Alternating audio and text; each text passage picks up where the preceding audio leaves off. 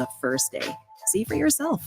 Go to ZipRecruiter.com/free to try ZipRecruiter for free. That's ZipRecruiter.com/free. Time now for the O'Reilly Update message of the day. On this Wednesday, the head of the Secret Service, Kimberly Cheadle, is out, gone, resigned. She should have been fired the day after Donald Trump was shot. What President Biden, I guess, just found out about the shooting, so Cheadle survived 10 days, which is ridiculous. You might have seen her testify in front of the House Oversight Committee on Monday. She was pathetic, hapless, embarrassing. Essentially, she pulled a Sergeant Schultz. I know nothing. My favorite part of her testimony came when 9 days after the shooting of Donald Trump, she said under oath that she did not know how a 20-year-old with a deadly weapon could climb to a rooftop with line of sight on Mr. Trump without being detected. She did not know. Then she said, they're investigating. Whoa, thank you. They're investigating. Even Congresswoman Ocasio-Cortez was appalled. Ms. Cheadle should have been suspended, as I mentioned, right after the shooting, because this was a debacle, a historical debacle. But only President Biden could do that. She works directly for the executive branch, for him. And Biden did nothing. Surprised? Of course not. The man is completely disengaged from reality. So the Secret Service looking for a new head. You got a resume? Send it to D.C. You'd be better than she is. I'm Bill O'Reilly. I approve the message by writing it. You can reach me, Bill@BillO'Reilly.com, Bill@BillO'Reilly.com, name and town if you wish to opine. Now let's go to the mail. Chad Cosgrove, Lincoln, Nebraska. Is it true that in some states Joe Biden's name cannot be taken off the ballot? No. All states will have the ballot with Kamala Harris's name on it. Andrew, concierge member. Thank you, Andrew. Thanks, Bill, for the special report after Joe Biden quit the race. Concerning your commentary on Harris's options for VP, I don't believe that today there is any such thing as a moderate Democrat. Why? Because they all consistently vote en bloc on every progressive cause. That's true in Congress, but not governors and things like that. But you're right. They vote en masse in Congress. Very little dissent. Rich Sasto, East Northport, nice town, New York. Thanks, Bill, for the special report on Biden. You helped me refrain from watching all of the other pundits bloviate for hours. And that is a benefit for your life, Rich. It drives me crazy. I'm telling you, it drives me nuts to listen to these people. And they don't know anything. And they don't care they don't know. It's not like they're seeking information. Jeff Rogers, Massapequa, New York. Hey, Bill, I think it's a mistake for Republicans to be pushing for Biden to resign the presidency. It's no good reason to give Harris power to change the dynamic. If she became president before the election, she could close the border, open a strategic oil reserves, and name a swing state governor. Sure, but you can name a swing state governor now as a running mate, but he would be vice president, but he'd have to get through the congressional vote. So it's a little complicated there, but you're right. She could do EOs, executive orders, and bolster her status. Patricia Griffiths, Hernando, Mississippi. I listened last evening to the No Spin News. I found your statement on how you knew Biden would remove himself from the election insightful. Your passion for history and ability to watch, listen, and make assumptions reflects a God-given gift. I agree with you. I think my talent is God-given. Everything is expensive these days, you know that. The government is printing trillions of dollars and consumer prices higher than ever. But there are a few things you can do right now. American Hartford Gold can show you how to protect your money, your retirement, your hard-earned savings against inflation by helping you diversify a portion of your portfolio into physical gold and silver. Start with a short phone call, and they can have physical gold and silver delivered right to your door or put inside your 401k or IRA. So please call or text them right now. Tell them Bill O'Reilly sent you. Call 877-444-GOLD, 877-444-GOLD, or text GOLD to 65532. Again, that's 877-444-GOLD or text GOLD to 65532. Did you know your life insurance is an asset you can sell? I'm Jay Jackson, CEO of Abacus Life. For almost 20 years, Abacus has been purchasing life insurance policies from seniors just like you. And at abacuspays.com, we've created a free policy value calculator so you can find out the worth of your policy in just seconds. There are no fees and no obligations. Get real value from your life insurance when you need it with Abacus. Learn more at abacuspays.com. Not all policies will qualify. Not available in all states. Julia owed the IRS thousands. I was paralyzed with fear. Then I heard a commercial for Optima Tax Relief. Optima Tax Relief is the leading tax resolution firm, A+ rated by the Better Business Bureau and experts in the Fresh Start Initiative. Optima Tax Relief settled my IRS tax bill. Call Optima now for a free consultation. It was amazing. Call 800-467-2766. 800-467-2766. Optima Tax Relief. Some restrictions apply. For complete details, please visit OptimaTaxRelief.com. Now, the O'Reilly Update brings you something you might not know. 55 years ago today, one of the most popular politicians in America pleaded guilty to crimes related to a fatal car accident. Though a young woman died in the crash, the Democrat never spent one day in prison. Here's the story of Senator Edward Kennedy and Chappaquiddick. On July 18th, 1969, Americans gathered around their TV sets to watch the Apollo 11 moon landing. Meantime, in Martha's Vineyard, Massachusetts, Senator Kennedy and his cousin were hosting a cookout on nearby Chappaquiddick Island. The party was a reunion for staffers of the slain Robert Kennedy's 1968 presidential campaign. Following RFK's assassination 1 year earlier, Senator Kennedy assumed the family's presidential ambitions. By 1969, Kennedy was elected majority whip in the U.S. Senate. He was an early front-runner for the 1972 Democratic nomination, which eventually went to George McGovern. Around 11 p.m., Ted Kennedy, a married man, left the cookout party with 28-year-old Mary Jo Kopechne. While driving down a beach road, Ted flipped his Oldsmobile off a wooden bridge and into a creek. The senator escaped the car. Mary Jo did not. Kennedy then returned to his hotel room, changed clothes, went to bed. At 9:45 the next morning, 10 hours after the crash, Kennedy reported the accident to local police. Mary Jo's body was found in the wreckage. While Ted Kennedy vehemently denied he was drunk on drugs or having an affair with the young woman, he ultimately pleaded guilty to leaving the scene of an accident. He received a 2-month suspended sentence, an outrageous dereliction of justice. The fix was in for Edward Kennedy. But the death of Mary Jo ended his presidential prospects.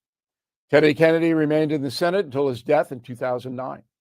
He died at his home in Hyannisport, Massachusetts, after a 15-month battle with brain cancer, just 20 miles away from the scene of Chappaquiddick. Back after this. If you own a vehicle with less than 200,000 miles and have an auto warranty about to expire or have no warranty at all, listen up. Car Shield has a low-cost month-to-month vehicle protection plan that's now available to the public. Save on out-of-pocket expenses on future auto repairs. So please call Car Shield now to find out how you can pay almost nothing for covered auto repairs. 800-925-7584 for a free quote. This protection plan is at an all-time low in price. Drivers who activate the vehicle protection today will also receive free roadside assistance, free towing, and car rental options at no additional cost. So please call for your free quote, 800-925-7584, 800-925-7584. Hey, what do you have to lose? 800-925-7584. Thank you for listening to the O'Reilly Update. I am Bill O'Reilly. No spin, just facts, and always looking out for you. News Talk STL. KLGY HD3 Clayton, K270BW Bellefonte, KNBS Bowling Green. This is News Talk STL at 1019, 94.1, and always streaming at newstalkstl.com. News this hour from townhall.com. I'm Keith Peters reporting. Israeli Prime Minister Benjamin Netanyahu appeared before a joint session of Congress today, making a dramatic appeal for support. Netanyahu says civilization is at risk. This is not a clash of civilizations. It's a clash between barbarism and civilization. He says Israel and the U.S. must stand together. Several notable figures were absent from the speech, including Vice President Kamala Harris and some 50 Democratic lawmakers. Thousands of demonstrators protesting the Israel-Hamas war were outside the U.S. Capitol during Netanyahu's speech. Wildfires continue to threaten communities in the West as one Oregon fire closes an interstate. Parts of I-84 in Oregon shut down after the Durkee fire was so intense it created its own weather pattern, according to National Weather Service meteorologist Josh Smith. They've generated a lot of heat, which has helped them control their own environment. At least 8 or 9 days of 100-degree temperatures or greater. Triple-digit temperatures also making it difficult for firefighters in California. In Sierra, on the Nevada border, a series of lightning-sparked wildfires closing a state highway. And in Riverside, officials searching for whoever set off fireworks, causing a massive blaze there. I'm Julie Walker. President Biden will have an opportunity to make a case for his legacy Wednesday night when he delivers an Oval Office address about his decision to bow out of the 2024 race and what lies ahead. How Biden's one term is remembered will be intertwined with Kamala Harris's electoral result in November, particularly as the vice president runs tightly on the Biden administration's achievements. Rough day on Wall Street with the Dow down by 504 points. More at townhall.com. Hi, everyone. If you've been injured in an accident that was not your fault, listen up. We have legal professionals standing by to answer your questions for free. Call now and find out if you have a case and how much it's potentially worth. Call 800-504-8790. I'm here with spokesman John Wolf. So, John, tell everyone listening who should call right now. Well, Maria, first off, thank you for having me here. It's always nice to answer the listeners' questions. Now, as far as who should call in, anyone who's been injured in an accident and think you deserve compensation, give us a call right now. 800-504-8790. You'll find out if you have a case and how much it's potentially worth. Thanks, John. You heard it, folks. Take advantage of this opportunity and call now. 800-504-8790. Advertisement sponsored by Legal Help Center. May not be available in all... From the Michaels Flooring Outlet Weather Center. First Alert 4 Chief Meteorologist Steve Templeton. Slight chance for a spot shower, thunder shower through the evening. Otherwise, overnight low of 73 degrees, a high of 88 for Thursday. Little better chance to get caught in a little shower, thunderstorm in the afternoon to evening on Thursday. It's about a 30% chance. They're isolated, but a little better chance to catch some rain Thursday as a weak front moves into town. By Friday, 70 in the morning, 87 in the afternoon, a touch less humid. And the rain looks like it's going to hold off to the south Friday afternoon, partly cloudy skies. That's the latest from the First Alert 4 Weather Center. I'm Chief Meteorologist Steve Templeton. This hour of News Talk STL brought to you by Chris Cooper and Serenity Wealth Management. Discover little-known strategies that could be the difference between choosing the care you deserve or having someone else decide it for you. Get a free copy of Chris's book at serenityltc.com. By now, you've heard Adam Schnelting's false attack ads. Don't buy his lies. Adam Schnelting says he opposes the transgender agenda, but he's trying to conceal the truth. Schnelting has received more than $71,000 from liberal trial lawyers. Those same trial lawyers supporting Schnelting also gave over $100,000 to a liberal group that supports men playing girls' sports, supports men using girls' bathrooms, and even supports gender mutilation surgeries for minors. To make matters worse, Adam Schnelting says he supports our gun rights, but he's received thousands from leading anti-gun lawyers that filed a massive lawsuit against gun makers and gun owners. But that's not all. These liberal lawyers don't just fund Adam Schnelting's campaign, their anti-gun lawsuits, or the transgender movement. They've also been leading funders of Hillary Clinton, Barack Obama, and even the Joe Biden-Kamala Harris ticket. Adam Schnelting. With friends like that, conservatives just can't trust him. On August 6th, don't forget Adam Schnelting. He's loved by liberals, and he lies like one too. Gladius PAC is responsible for the content of this advertising, paid for by Gladius PAC, and is not authorized by any candidate or candidate committee. Be in the know. He's not fit to be president. Be part of the conversation. Be riding with Biden. That will shape our nation's future. We are united behind Donald Trump. I'm not going anywhere. America Decides 2024. Right here on News Talk STL. Tim Jones and Chris Arps in the afternoon. The 9 most terrifying words in the English language are, I'm from the government and I'm here to help. The more you remove voting from Election Day, the more opportunity you're offering for people to commit fraud. Are you not entertained? Are you not entertained? I think the Democrats are so short-sighted in this tactic they have now to just cheat at any cost to win elections. Lying dog first pony shows. You said you were, but now you got to be honest. I'm going to be honest with you. What are we doing wrong here? As a former leader in the House, I think you can put your finger on it. It's called leadership. We don't have it. Tim Jones and Chris Arps.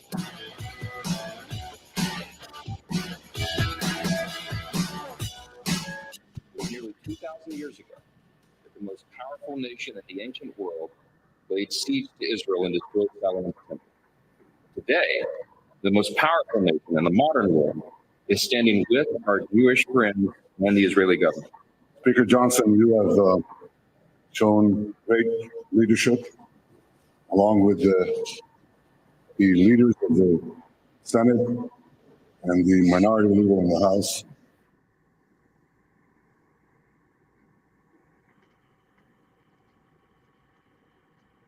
And good afternoon. Welcome to the Tim Jones and Chris Arps show here at 101.9, 94.1 News Talk STL.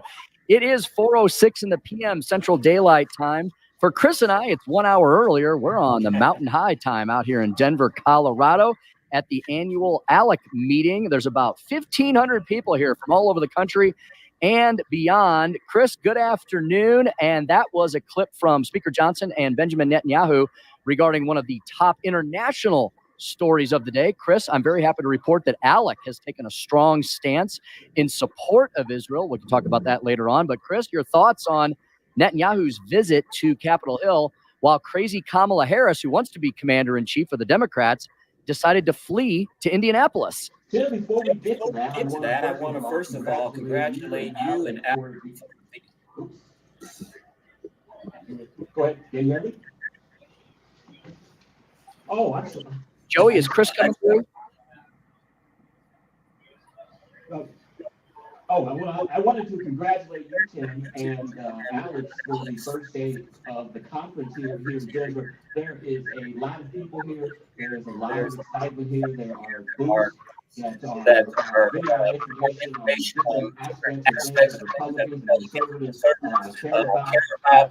Also want to congratulate you on beautiful Ronald Reagan tan suits that you had on today. And that's one of my bucket lists is to get me a tan suit. So, way to go, my friend.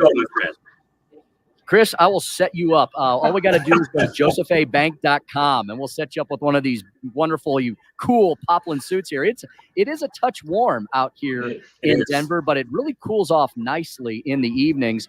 Chris, I'm set up down on the conference floor today, and you're in a different remote location, and it's just the way we got to do things. But you were at the luncheon this afternoon, and wasn't that the messages we heard today? Governor Doug Ducey, former Governor Doug Ducey was here talking about school choice. A new friend of ours, Chris, that maybe we'll have him on the show later in the week, representative from Kansas, and his sons kind of stole the show today with a little rendition of the Martin Luther King I Have a Dream speech. Yeah, I stayed probably for the first, I stayed probably for the first half hour, Tim, because I wanted to get back to the room and start doing some show prep and everything. But I hate that I missed it.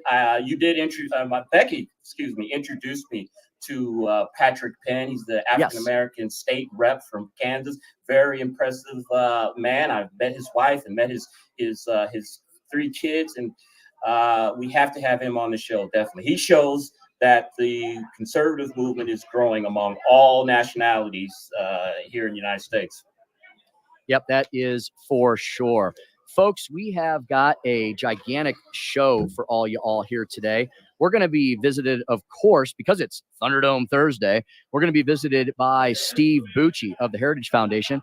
Heritage, I know, has a big presence here at the ALEC meeting. By the way, folks, if you have no idea what we're talking about, we have Wait a lot minute, of Tim. ALEC. Tim, wait a minute. I think it's Wednesday. Yeah.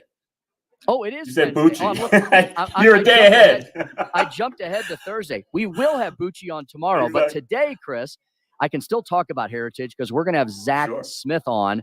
Yeah, I'm like rolling through the week here. I thought I was off a day for a minute there. I felt like I've been off all week, but we've got Zack Smith.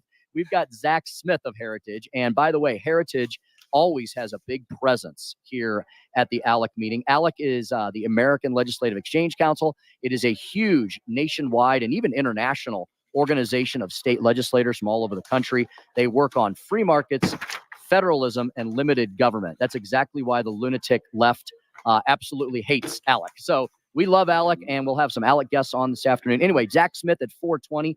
We'll continue to talk about the latest lawfare against Donald Trump. It seems to have kind of been going away with a whimper. Biden dropping out, a lot of legal ramifications of that. Does Biden qualify for all the state ballots? At 5:20, we're going to speak with state Senate candidate here in the great state of Missouri, Jim Bowlin. He is the former mayor of the city of Wildwood. He's running in a very vigorous, let's call it that, three-way primary. It's Senate District 15. It includes Chesterfield, Wildwood, and kind of those portions of West St. Louis County. And we have a special guest. Chris and I are going to try to feature somebody. Chris and I are meeting a ton of people here in Denver at this meeting, and so we're snagging them as we can. We're going to be joined by Lee Schalk, who has been on our station before. He's the Vice President of Policy at the American Legislative Exchange Council. So we're going to talk to him about some of the highlights and what is expected in the weeks ahead. A lot of famous VIPs rolling through here, a lot of governors, maybe a U.S. senator or two, a lot of congressmen, and of course a ton of state legislators we'll be seeing throughout the week. Chris, the other big news of the day, of course, is Kamala Harris basically securing enough delegates to be the nominee. The Democratic Party about 48 hours ago said they didn't want this to be an automatic coronation. It sure kind of looks like it is, doesn't it? It does. And Tim, very interesting today. I saw an article in Newsweek magazine that Black Lives Matter, BLM, is denouncing the Democrats for, quote, anointing Kamala Harris. Quote here's a quote from them, Tim. BLM says, Democratic Party elites and billionaire donors are attempting to manipulate Black voters by anointing Kamala Harris as the unknown vice president as the new Democratic ticket without a primary vote by the public. This blatant disregard for democratic principles is unacceptable. While the potential outcome of a Harris presidency may be historic, the process to achieve it must align with true democratic values. We do not live in a dictatorship. Delegates are not oligarchs. Any attempt to evade or override the will of voters in our primary system, no matter how historic the candidate, must be condemned. We demand an informal, virtual snap primary now that the incumbent president is no longer in the running. Your thoughts on that? Yeah, well, that's what they promised, Chris. And, you know, I love the words that commentator used because that's exactly what it looks like. It looks like the oligarchs, the ruling elites of the Democratic Party, not only do they want to lord over all Americans, especially Republicans, but they even want to lord over their own voters. And, you know, I know we shouldn't dwell on this, but we should always make a point of it when we are asked or when the subject comes up.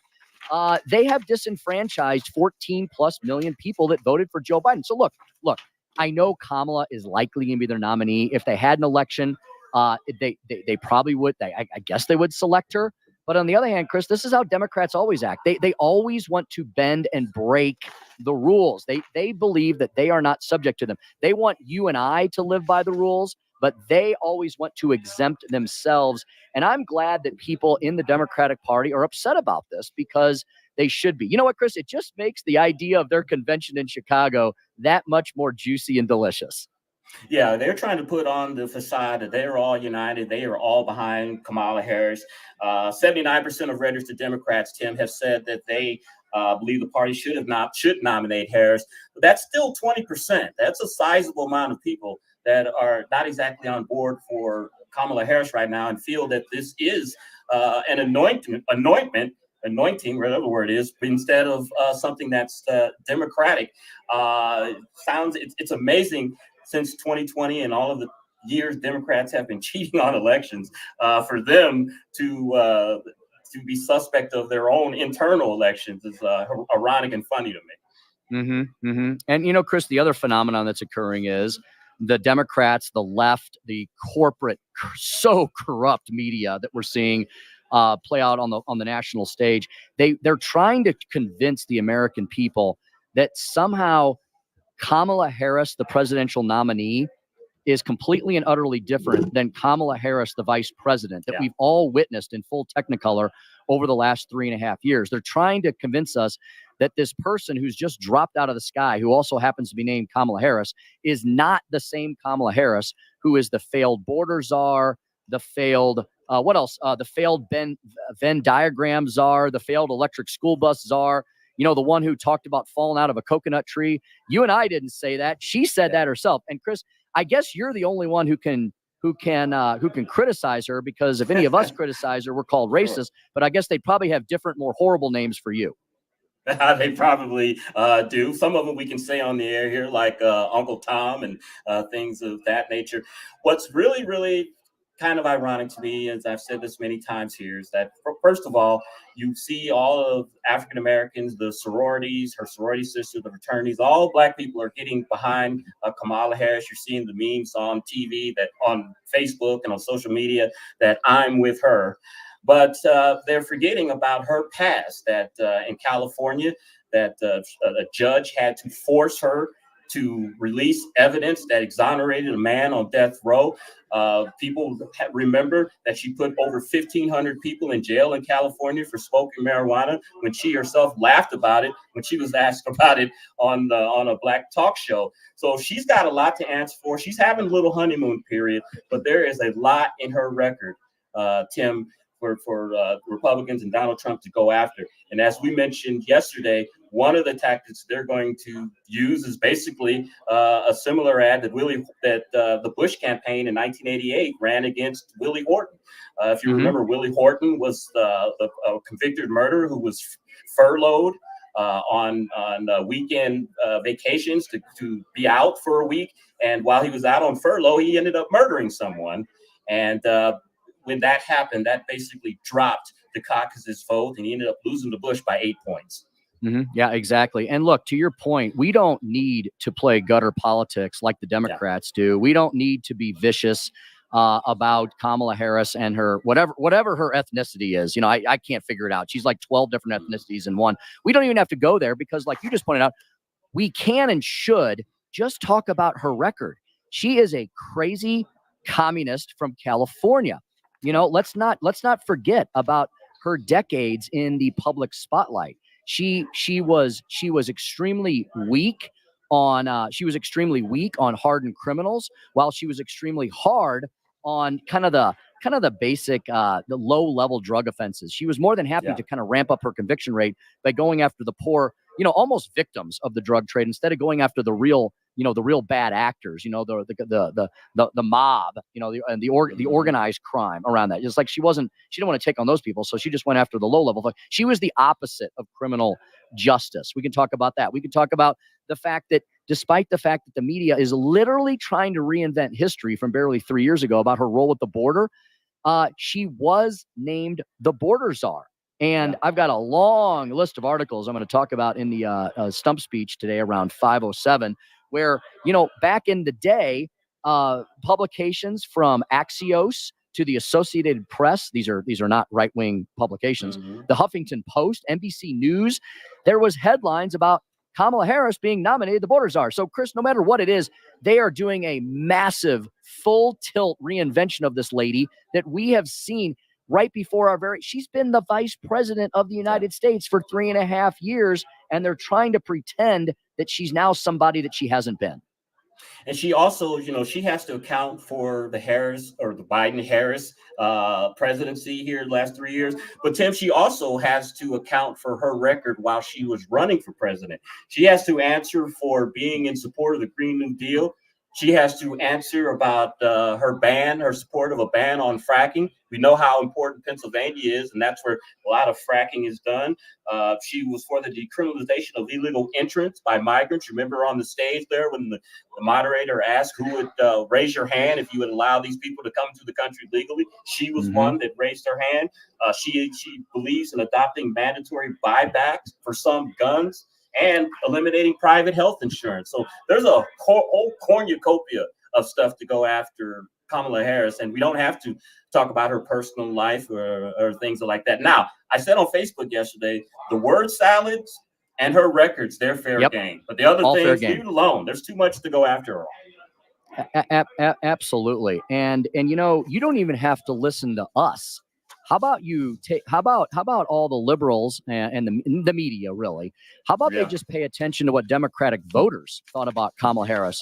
All of 8 months ago, Kamala Harris. If y'all remember, folks, Kamala Harris ran for the presidential nomination. She already ran for president once. She's now going to be the anointed nominee. But when she ran for president against Joe Biden, I'm sorry, 3 years ago, when she ran against Joe Biden, she didn't even make it to Iowa. And that wasn't because of Republicans. That wasn't because of conservative news operations. That wasn't because of those of us here at News Talk STL. That was because of Democratic voters. Democratic voters, okay, they're either all racist and sexist too, or maybe the truth is they didn't like Kamala as a candidate. Tim, I would say that is part of the reason why she didn't make it to Iowa. The other reason why she didn't make it to Iowa was Tulsi Gabbard destroyed her on camera in that debate. And I think that was also part of the reason for her demise. Tim, Jen O'Malley Dillon is Kamala's campaign manager, and she put out a memo today on some things to try to give Democrats hope and everything. She said, Tim, and I want to get your thoughts on this. She said the VP is well positioned to expand support from 2020, drawing the support of voters who have moved towards Democrats since the 2020 election. I mean, is that pie in the sky? Is that naive or what? No, I'm sorry, Chris. I got a little loud here for a second. Say that again. Jen O'Malley Dillon, she's Kamala Harris's campaign manager. She formerly was Biden's campaign manager. She put out a memo today trying to buck up the troops. She said the VP is well positioned to expand support from 2020, drawing the support of voters who have moved towards Democrats since the 2020 election. That sounds kind of pie in the sky and naive to me. Yeah, I mean, okay, Chris, that's a conclusion, right? That's a conclusion. I would like to know, what are the facts and the analysis that brought her to the Democrats do this all the time. They come up with these conclusions, these hyperbolic statements, and then they just drop them and leave them at that. And the problem is on CNN and MSDNC, they don't follow up and ask questions like, well, how did you come to that conclusion? What has Kamala Harris done recently to bring us to that conclusion? How is she going to expand that tent? How is she going to win back voters that rejected her? And, you know, to your point about Tulsi Gabbard and Kamala tangling at that debate, Donald Trump and his team probably need to go back and look at that if there's going to be a debate between Trump and Kamala. Don't hold your breath on that, though, for sure. Hey, Chris, it's 4:22 here in the Heartland. Chris and I are in Denver, Colorado. We're going to take a quick break here because we're going to bring in Zack Smith from the Heritage Foundation, our resident legal eagle. There has been a few court cases in the federal district courts that are of note. The Supreme Court, of course, off for the summer, but they're already looking at cases for the next term. And the latest on Biden dropping out, Kamala dropping in. Are there legal ramifications to that we need to know about and pay attention to? All of that with Zack Smith when we return. Chris and I live in Denver, Colorado. Thanks for joining us here. As always, 1019 94.1. This is News Talk STL.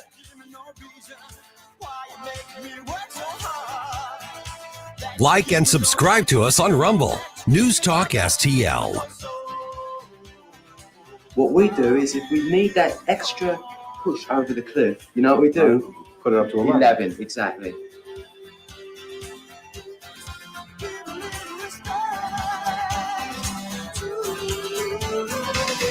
From the Michaels Flooring Outlet Weather Center. Personal Report Chief Meteorologist Steve Templeton. Slight chance for a spot shower, thunder shower through the evening. Otherwise, overnight low of 73 degrees, a high of 88 for Thursday. little better chance to get caught in a little shower or thunderstorm in the afternoon to evening on Thursday. It's about a 30% chance. They're isolated, but a little better chance to catch some rain Thursday as a weak front moves into town. By Friday, 70 in the morning, 87 in the afternoon, a touch less humid, and the rain looks like it's going to hold off to the south Friday afternoon, partly cloudy skies. That's the latest from the First Alert 4 Weather Center. I'm Chief Meteorologist Steve Templeton. The Right Mind Show with Todd Showalter. Hey everybody, it's your buddy Todd Showalter. Join me and my buddy Joey V for The Right Mind Show, when we put the fun in our dysfunctional world. The Right Mind Show with Todd Showalter. Saturday evenings at 5 on News Talk STL. You know, folks, it's always a good time. It's always a great time to look at buying some nice stuff, some really special stuff for the important people in your life. That's why I want you to go visit Newsteaders Fine Jewelers. You can look them up 24/7 if you want to get a little preview before you visit the store at wowdiamonds.com. That's wowdiamonds.com. Why should you visit Newsteaders? Well, why wouldn't you? They have been our neighborhood jewelry store here in the St. Louis region since 1961.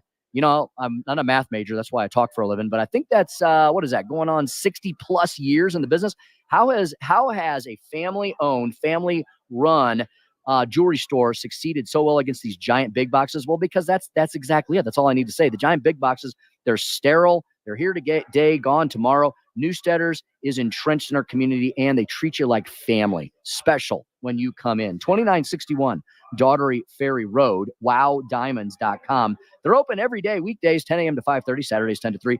You can get excellent service there from Richard Newsteader on down. Multi-generations of the Newsteaders family standing by to assist you today and anytime throughout the weeks and months ahead. All jewelry repair, master engraving, jewelry appraisals, fine watch repair, and sales. Yeah, they got those Frank Sinatra watches that Eric was telling us about from the Bulova, from the Bulova watches from the Frank Sinatra collection. Just fantastic. Pearl and bead restringing and so much more. It's a wonderful store filled with wonderful people, filled with wonderful things. And fine jewelry does not mean expensive jewelry. It means jewelry that fits your budget. They'll take care of you. Richard's a master engraver. It's nearly a lost art. He can create things for you. He can refurbish old jewelry and so much more. You can give him a call, 314-966-4442. You can visit him at 2961 Daughtery Ferry Road. You can look him up 24/7, wowdiamonds.com. That's wowdiamonds.com. Are you tired of establishment politics? Meet Adam Schnelting, your true conservative choice for state senate. Adam Schnelting, husband, father, soldier, and member of the House Freedom Caucus. Adam authored the legislation that ended abortion in Missouri and is the grassroots candidate Jefferson City fears. Unlike his opponent Phil Cristofanelli, who's backed by lobbyists and Democrats, Adam's support comes from right here in St. Charles County. It's time for real conservative leadership. Vote Adam Schnelting for state senate. Paid for by Leadership for America PAC. John Royal, Treasurer. Connor Roofing. You can count on Connor. Congratulations to the awesome team at Connor Roofing for earning the 2024 National Best of the Best Award for Customer Satisfaction. Connor Roofing has now won back-to-back honors because they do outstanding work in all types of roofing, storm damage restoration, siding, gutters, both residential and commercial. We chose Connor Roofing without telling the owners, Rob and Kathy Connor. Their customer reviews are some of the best in the country. Please read them. Visit ConnorRoofing.com and request an estimate. Connor Roofing. You can count on Connor.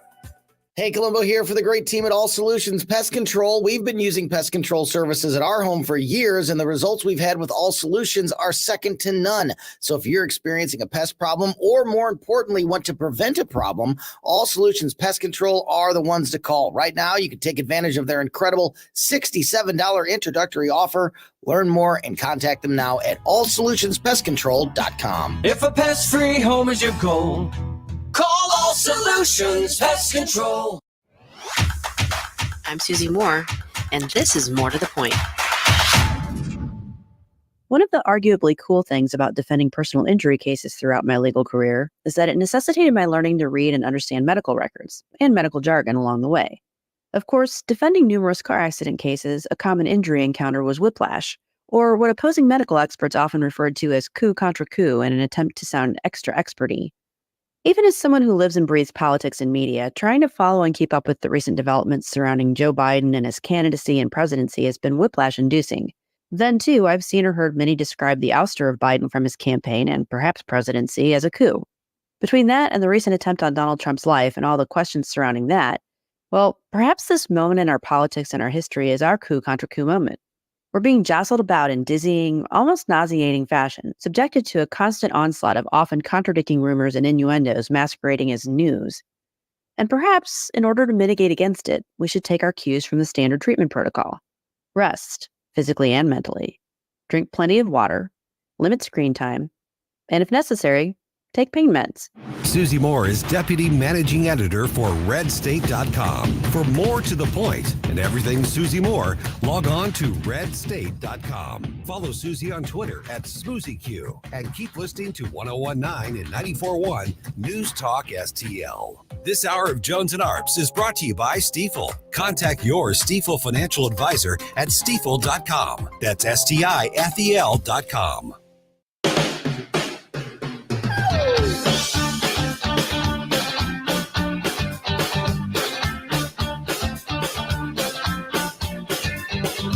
This is News Talk STL at 1019, 94.1, 99.1 HD3 and newstalkstl.com.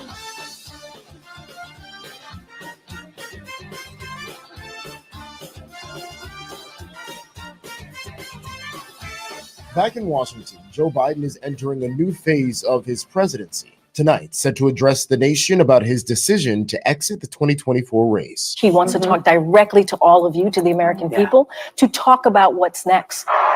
It comes a day after Vice President Kamala Harris held her first rally as a 2024 presidential candidate, packing out a gym in a key swing state. We have earned the support of enough delegates to secure the Democratic nomination. In a suburb of Milwaukee, where just last week, former President Donald Trump accepted the GOP nomination, Harris pledged to take him on. 4:30 on the Tim Jones and Chris Arps show. And as you hear that background noise there, Tim and I, of course, are in Denver, Colorado at the 51st annual ALEC conference, American Legislative Exchange Council. I forgot what the name was there, Tim, for a second. Tim, the president of the United States, Joe Biden, is planning a Oval Office address tonight. One, do the American people care at this point? And what are you expecting to hear? Well, Chris, apparently the early reports are Joe's going to say, I'm going to be here to finish the job. And I think most people are going to wonder, well, if you're not going to give me a reason as to why you can't run for re-election because of your age or your mental stamina or your physical well-being, how in the world can you run the most important and the only superpower for 6 more months, right? Like, how do you have stamina to do that? So I have a feeling, Chris, that Joe Biden's address tonight is going to, as usual, cause more questions to be asked than answers given. And again, like you said, beyond that, I don't know if the American people care. I think a lot of them are going to breathe a sigh of relief and go, well, thank goodness he's not running again. But then they're going to look at the number 2 and go, is Kamala Harris going to be any better? I mean, she's kind of part of this administration, isn't she? I hope that's the questions that Americans start asking themselves. Exactly. Tim, you asked me a question earlier in the show about Benjamin Netanyahu's address before Congress today, and I actually had forgotten about it. I do want to talk about that. Some notable people weren't there today at the address, Tim. Kamala Harris, of course, was not there. She was absent because she was campaigning, of course. How convenient. Patty Murray, who should have been the next person in line, the senator from Washington, I think she's the Senate pro tem, she did not show up as well. You got Nancy Pelosi, the former speaker, didn't show up. Jim Clyburn didn't show up. Your thoughts? Yeah, Chris. Well, first of all, as we discussed in our last segment, all people need to look at to figure out where Kamala is on these issues is her record, right? You can look back to 2019 when she was in the U.S. Senate. She voted to the left of Bernie Sanders, and that's not an editorial comment. That's a fact. When you look at the ranking of a lot of nonpartisan think tanks, she was ranked the most liberal U.S. senator in the country. Now, maybe she was getting ready for that presidential run, but you know what? Your politics are generally your policy and vice versa. And Kamala Harris has a really bad record. And Chris, here, Kamala Harris is going to have the same exact problem that Joe Biden has had when coming to Israel. There are millions of Jewish Americans who, in general, in the past, have always voted in lockstep with the Democratic Party until, I believe, this year. I mean, if you're a Jewish American, you're really voting against your own interest and your interest an interest as someone who cares about Israel, which I hope you do, if you're going to continue to vote for Democrats. And also, Chris, a second point, I think this is an early failure of her passing the commander-in-chief test. You know, if she can't speak to Netanyahu publicly because she's worried about what some of her, you know, crazy Hamas supporters think, what's she going to be like when she actually could be in charge of the nuclear codes and international foreign policy? So I think this is a very dangerous game that Democrats are playing, especially when it comes to their new nominee, Kamala Harris, to suddenly leave town when Benjamin Netanyahu shows up. And how does this work when your husband's Jewish and you are boycotting the Israeli prime minister? It seemed like some awkward pillow talk there. Who knows? But maybe he takes one for the cause, and it's for politics. And if Kamala can be president of the United States, then he's good for that. I think we have a little sound from the speech, cut 7, Joy. Netanyahu said during his speech that the people that are protesting in support of Hamas, and he called them, quote unquote, useful idiots. I know we got some more sound. These protesters hold up signs proclaiming gays for Gaza. They might as well hold up signs saying chickens for KFC.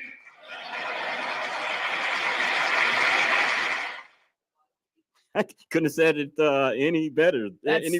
Tim.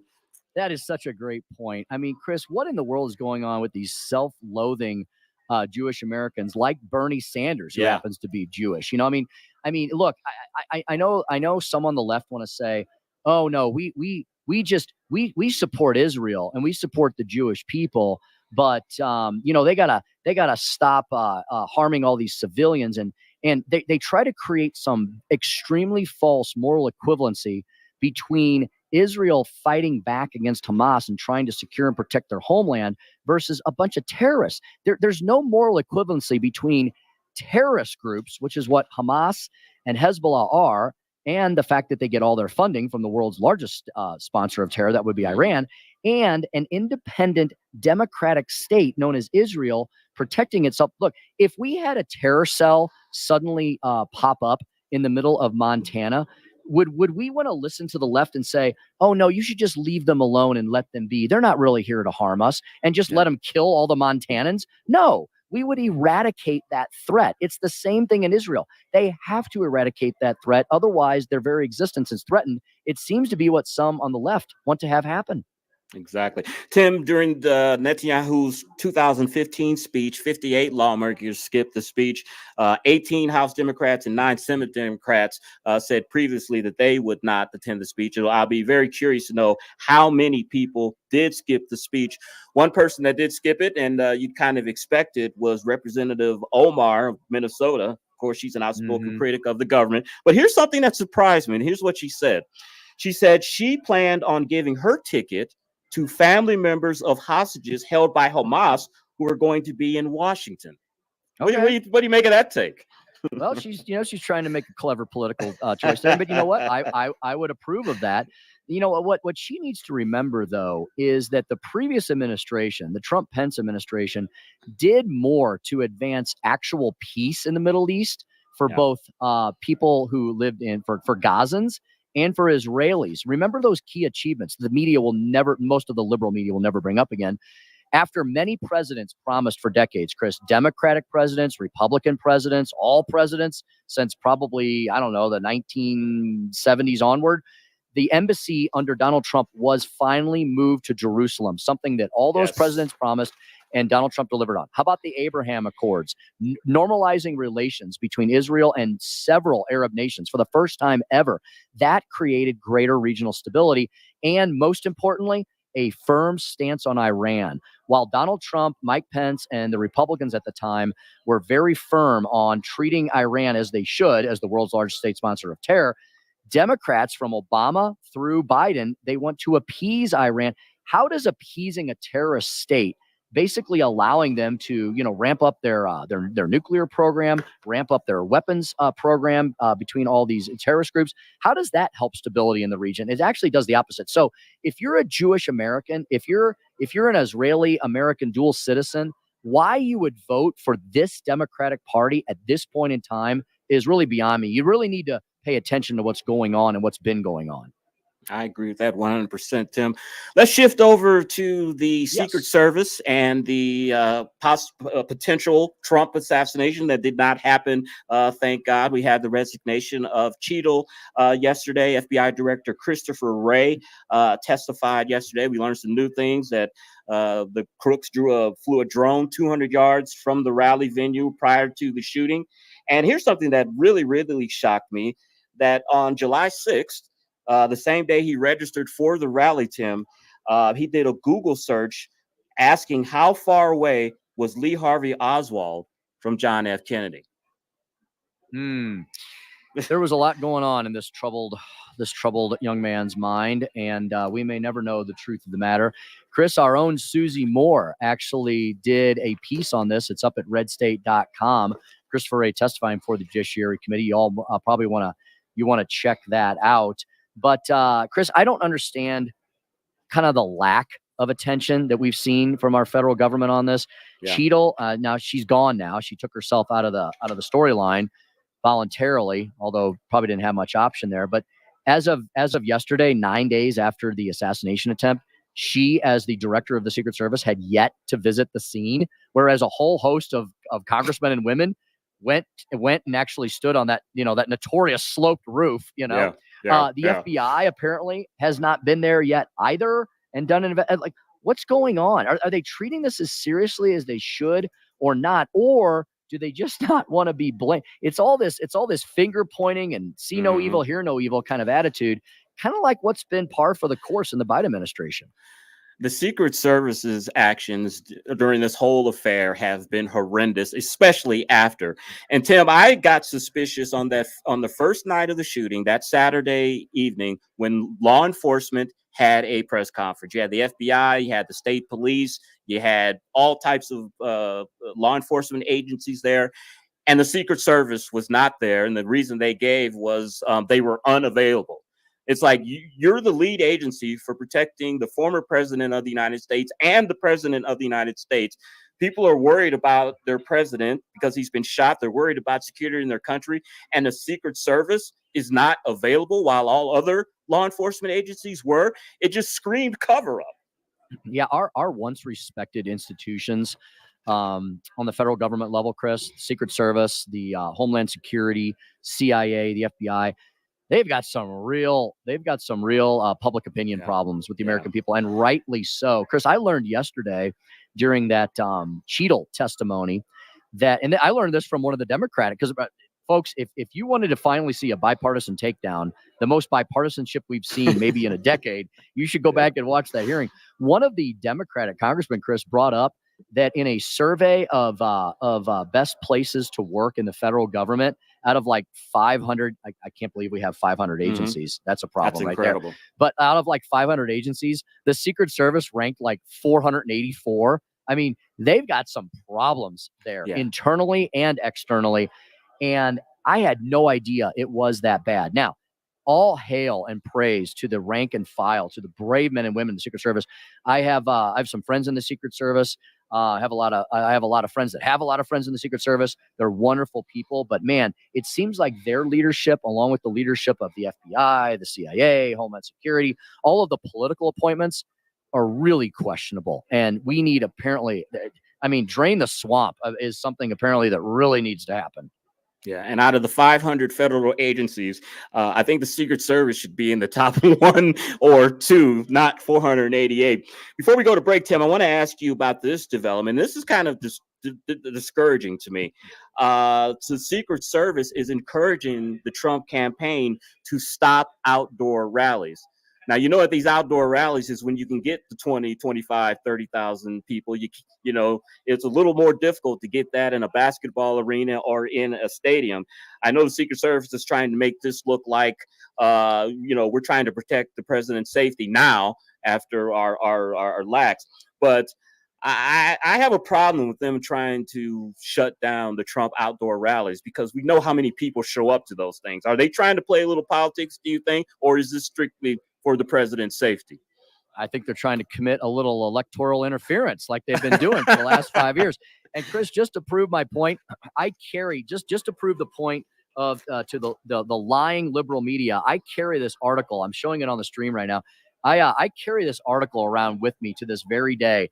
It's from Time Magazine. No conservative publication are they. And the title of this was written back on February the 4th, 2021, right after the November 2020 election. It's titled The Secret History of the Shadow Campaign That Saved the 2020 Election. They don't say who in the title, but they mean Joe Biden. And it is a extremely long piece. And it basically, Time Magazine admits it all right here. There was a concerted effort between big business, big tech, big corporations, and institutions of the federal government to make sure that Donald Trump wasn't reelected. Now, they don't admit necessarily to any nefarious wrongdoing, but they talk about the various things they did. And so, Chris, here's another example of that. They don't want it's not about Donald Trump's safety. It's about Donald Trump not being able to campaign as vociferously as he's always done. The lawfare was another example of that. Keep Donald Trump in the courts, keep him tied up, put a conviction on his record. We don't care if it's valid or not. We're going to do everything we can. We're going to use all the levers of power, political and otherwise, to try to convince people that they should not vote for Donald Trump. Yeah. Donald Trump did outdoor rallies in 2016. He did outdoor rallies in 2020 with tens of thousands of people there. He was kept safe. The Secret Service kept him safe. Why all of a sudden, after this attempt, he needs to do indoor venue events instead of outdoor? I'm suspicious, but you should be with our government. You know, you talk about the government wanting to take down Donald Trump. Peter Strzok, text messages. That will be in the back of my head and in my memory forever. And it has convinced me. That was the evidence I needed, Tim, to convince me that there is a deep state and they are working against us. Chris, remember the other famous phrase that came out of those text messages? We've got, if all else fails, we've got the insurance policy. That's what they said, Chris. Exactly. What did they mean by that? There's so many different ways. You don't even have to talk about voting machines, and we can have that discussion, but you don't even have to talk about that. You can just look at their own words, their own actions. They did everything they could with the political power and political levers at their disposal to affect. How about, Chris, the cancellation and censorship of the New York Post story of the Hunter Biden laptop? They called it Russian disinformation. That wasn't true either. They lied, cheated, and stole their way to that 2020 election. I don't care. Nobody's ever going to convince me otherwise. Tim, it's 4:46. When we come back, I want to talk a little Missouri politics, if you don't mind. We'll skip to Chris's Corner and catch up on Missouri politics while we're in Denver, Colorado. You are listening to the Tim Jones and Chris Arps Show on 101.9 94.1 News Talk STL.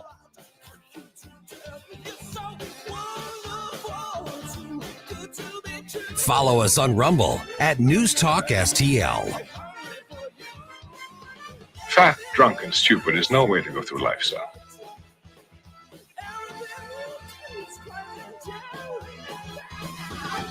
From the Michaels Flooring Outlet Weather Center. First Alert 4 Chief Meteorologist Steve Templeton. Slight chance for a spot shower, thunder shower through the evening. Otherwise, overnight low of 73 degrees, a high of 88 for Thursday. Little better chance to get caught in a little shower, thunderstorm in the afternoon to evening on Thursday. It's about a 30% chance. They're isolated, but a little better chance to catch some rain Thursday as a weak front moves into town. By Friday, 70 in the morning, 87 in the afternoon, a touch less humid, and the rain looks like it's going to hold off to the south Friday afternoon, partly cloudy skies. That's the latest from the First Alert 4 Weather Center. I'm Chief Meteorologist Steve Templeton. Free speech is alive and well in America. Thanks for taking my call. Right here. You know what's going on? Have a great awakening. You see through the smoke screen. It's cool to be woke. News Talk STL. Until it's not. News, analysis, opinion. Is your portfolio prepared for the biggest risks facing investors today? Hi, it's Tim Jones. High inflation and a rapidly changing economy may impact your investments. If you haven't made appropriate changes, your portfolio may not be positioned to address some of the biggest risks in today's economy. That means it's time to request your free portfolio review from the ClearPath Wealth Management Group at Stifel. You can hear their latest views on the markets and investing during On the Money, hosted by Stifel financial advisors Bob Stockdale and Eric Robert, every Saturday morning at 9 a.m. on News Talk STL 101.9. They can help you get organized, guide you through critical retirement decisions, and create a portfolio designed around your needs. To schedule your free portfolio review, go to clearpathinvesting.com. That's clearpathinvesting.com. or call 636-695-2650. That's clearpathinvesting.com, 636-695-2650. Stifel Nicholas and Company Incorporated, member SIPC and NYSE. 1949, the last time a Republican held the top post in St. Louis City. A gallon of milk was 84 cents, and streetcars ran down Grand Avenue. The city was booming. Unfortunately, St. Louis city streets are no longer the epicenter of family and business life. In the 80 years of Democrat control, our city has been on a steady decline. St. Louis City Republicans believe it is our duty to provide a different path forward. Learn more at stlouisrepublicans.com. Paid for by St. Louis City Republican Pat Curtis, Farber Treasurer. As the daughter of an OBGYN, I learned from a young age that no topic is too taboo for discussion at the dinner table. This family-centered, transparent approach to health and wellness that my dad, you may know him as Dr. Randy Tobler, created for my siblings and I, is what we strive to deliver to our patients at Body of Health Direct Primary Care. I'm Sammy Tobler-Gregory with Body of Health, where relationships matter. Come learn about healthcare the way it ought to be and schedule your free discovery call today at bodyofhealth.com. That's bodyofhealth.com. Hey, Columbo here for the great cleaning pros at Zero Res. Summertime in St. Louis means barbecues, graduation parties, and spending time with friends and family. And Zero Res knows how important it is to have your home as clean and healthy as possible for your loved ones. So they have an amazing summer offer for you. Book a cleaning in July and mention the Columbo special, and you'll get 3 rooms of carpet cleaned starting at just $129 and a 4th room free. Just mention the Columbo special when you call 314-474-2020 or when you book online at ZeroResSTL.com. On the next Larry Connors USA. Kimberly Cheeto says she is out as Secret Service director, but the inquiry is just beginning. Larry Connors USA. Now weeknights 6 until 8 on News Talk STL. This hour of Jones and Arps is brought to you by Stifel. Contact your Stifel financial advisor at stifel.com. That's STIFEL.com. Follow Chris Arps on Twitter at Chris_Arps.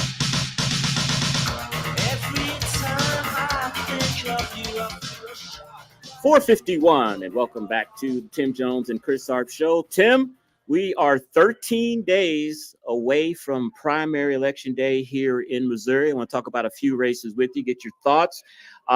Endorsement happened last week. Our senior senator, Josh Hawley, endorsed Andrew Bailey for Attorney General. Eric Schmidt, Senator Eric Schmidt, had endorsed him a week or two earlier. How do you see that race? Will Scharf is raising a ton of money. If you looked at our favorite source today, I think he got a $50,000 checks or something from a family member, a lot of money. Your thoughts on the AG race? Yep, Chris, the AG race, believe it or not, could eclipse the governor's race as far as money raised and spent. It's amazing. These two are fundraising juggernauts, Andrew Bailey and Will Scharf. Look, I know both of these gentlemen personally. I've known Will Scharf longer. I've known him a long time. He's a brilliant young man. He's a favorite of the National Club for Growth and the Federal Society. I'm big fans of those organizations. Andrew Bailey has done, decent job as Attorney General. He's representing 3 of my Missouri Freedom Caucus members for the tweet gate we had regarding that Kansas City Chiefs scandal back in early in the year. So I can't say bad things about Andrew Bailey. I think Andrew Bailey's biggest crutch he has is, unfortunately, he was appointed by Governor Mike Parson. Governor Mike Parson, I'm sorry to say, folks, many of you know this, he is not popular amongst conservatives. People do not believe he's been a conservative governor, and he hasn't done a lot to move the conservative message forward. So that may be Andrew Bailey's only Achilles heel. These are 2 capable fellas. They are running 2 vigorous campaigns. I think Missouri is well served either way. I like them both in many different ways. It's really tough. It's really tough to get between them on this race here. But I have good things to say about both of them. Will Scharf he'll be a very aggressive, prosecutorial-like person. I think he'll ferret out a lot of corruption. So going to definitely be a hard decision for Missourians. I agree with you on that. We've talked about that on the show. We both have very high regard for Andrew Bailey and Will Scharf, and either one of them would make a excellent Attorney General. Speaking of the governor's race, we've seen the polls tighten up in that race. It's really if you look at the polls, it's a 3-way race. The Ashcroft campaign released a poll last week showing Jay with a I think, a 10 or 11 point double-digit lead over his two challengers. Your thoughts on that race and that poll? Yeah, look, you don't have to take my word for it. Many people, many politicos and pundits here in Missouri on all sides of the political fence have stated that Jay Ashcroft should have locked up this three-way race a long time ago with his deep dynastic family name. He has not. He has not locked up this race. Mike Kehoe has raised $1 bazillion, I think. He's definitely the favorite of the special interests in the Jefferson City swamp. Look, Jay, if you were to put these three candidates on a public policy spectrum, Jay Ashcroft and Bill Eigel would definitely be further to the right. Mike Kehoe would be much further to the left. It is a fact that Mike Kehoe was one of the largest advocates for the massive gas tax that was passed a few years ago, the largest tax increase on Missourians. He has some real issues with the Chinese farmland issue. He had a big scandal this week. Apparently the RV that he's driving around in is owned by Smithfield Farms, which is owned by China. I think I took a bad vote on that. I'll admit it, back in 2013, because we weren't told the truth about that issue. We were told that, we got to vote for this because we got to save Smithfield Farms. Well, the week after we voted for that, Smithfield Farms was freaking sold to the Chinese, and the lobbyists for Smithfield did not tell us that was happening. Yeah. But Mike, just an oversight, Tim. Yeah, just an oversight. So, look, you have Bill Eigel is definitely your more he's your more aggressive candidate. Let's say it that way. He is definitely more of the insurgent candidacy. If you want someone who's really going to push the envelope, he's the guy. Kind of the safer conservative choice would be Jay Ashcroft. I'm sorry, I can't get behind any support for Mike Kehoe. That's kind of where I am, honestly. But I want our listeners to make up their own minds on this. I want them to do their research, take what Chris and I say, and then go check out their records. It's all over the internet. You can look it up. All right, let's save a little time here because I want to get to this race, the Secretary of State race. Usually those are pretty sleepy races. No one really pays attention to it. We've got 100 people running. We've got a Democrat who's running as a Republican, Jamie Corley, who I like personally, has put $250,000 of her own money in it. Dean Plocker is sitting on $1 million. Tim, they're both up on radio and TV. Can she dent any type of momentum of Plocker? Oh, man, 8-way race, Chris. 8-way race. You've got the conservative darling, Denny Hoskins. He's part of the Missouri Freedom Caucus. You've got Adam Schwadron, who is just pounding Dean Plocker. That's where he's got to put his money. You got Dean. Don't forget Valentina. Yep. Oh, you got wild woman Valentina Gomez. Chris, I'm probably going to be called weak and gay now, but yeah, you are. The viral sensation there. Yes, you have Dean Plocker, the embattled Speaker of the House, who's got one of the largest war chests in this race. I don't know, Chris, how in the world this down ticket race is going to shake out in an 8-way primary. Remember, folks, we don't live in a runoff state. If one of these 8 candidates divided by 8 gets the plurality vote of maybe 18 to 22%, that's your next Secretary of State. So do your homework well on these folks. Yeah, and I had another race that I wanted to get into, but we'll talk about it later. Yeah, coming up, we're going to talk at 5:07 with Lee Schalk. He's the Vice President of Policy for ALEC, and he's here in Denver with us. We'll also have the Speaker's stump speech, and of course, we'll wrap up the show with something a little light. You are listening to the Tim Jones and Chris Arps show on 101.9, 94.1 News Talk STL, Sorrel's Free Radio.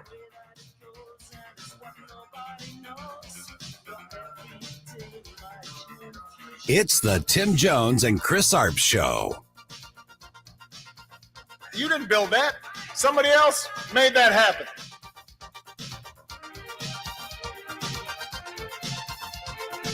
Hey, it's Columbo for Capriotti's Sandwich Shop. Capriotti's is famous for setting themselves apart due to their dedication to superior quality and ingredients like slow-roasted, hand-pulled whole turkey and American Wagyu straight from Snake River Farms. That dedication to superior quality is evident from the very first bite into a Capriotti sandwich.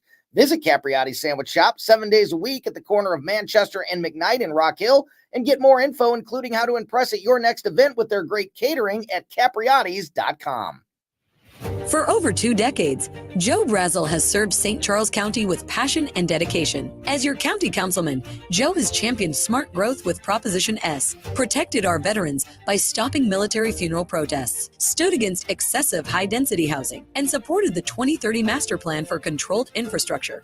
Joe Brazel, a true patriot working for you. I'm Joe Brazel, running for St. Charles County Council, District 2, vote August 6th. Paid for by Citizens for Joe Brazel, Mike Summers, Treasurer. Looking to get a new carpet, hardwood, or tile installed quickly and efficiently in your home? Look no further than Michael's Flooring Outlet. Michael's Flooring Outlet is a family-owned and operated business with a 30-year history of offering a diverse array of high-quality options in flooring. My parents and in-laws used Michael's to rip up their old carpet and replace it. They are both happy with the product and installation from Michael's. You can shop at one of their 3 locations in Creve Coeur, Darting Prairie, or St. Peters, or you can check them out at igotfloored.com. That's igotfloored.com. I'm Dr. TJ, owner of the Institute of Natural Health, co-owner of Optimal Nutraceuticals, and the host of Wellness 101. Wellness 101 is designed to cut through the nonsense and provide you common sense, science-based information regarding health and wellness. On the show, we discuss topics like thyroid health, gut health, hormone optimization, and many others. Our show airs Saturdays at 10 a.m. and 2 p.m. and Sundays at 11 a.m. and 3 p.m. right here on News Talk STL. For more information, visit us at inhstl.com. That's inhstl.com. KLGY HD3 Clayton, K270BW Bellefonte, KNBS Bowling Green. This is News Talk STL at 1019, 94.1, and always streaming at newstalkstl.com. News this hour from townhall.com. I'm Keith Peters reporting. Israeli Prime Minister Benjamin Netanyahu addressed a joint session of Congress after being invited by House Speaker Mike Johnson. Mr. Speaker, I want to thank you for giving me the profound honor of addressing this great citadel of democracy for the 4th time. Netanyahu called for the United States and Israel to work together.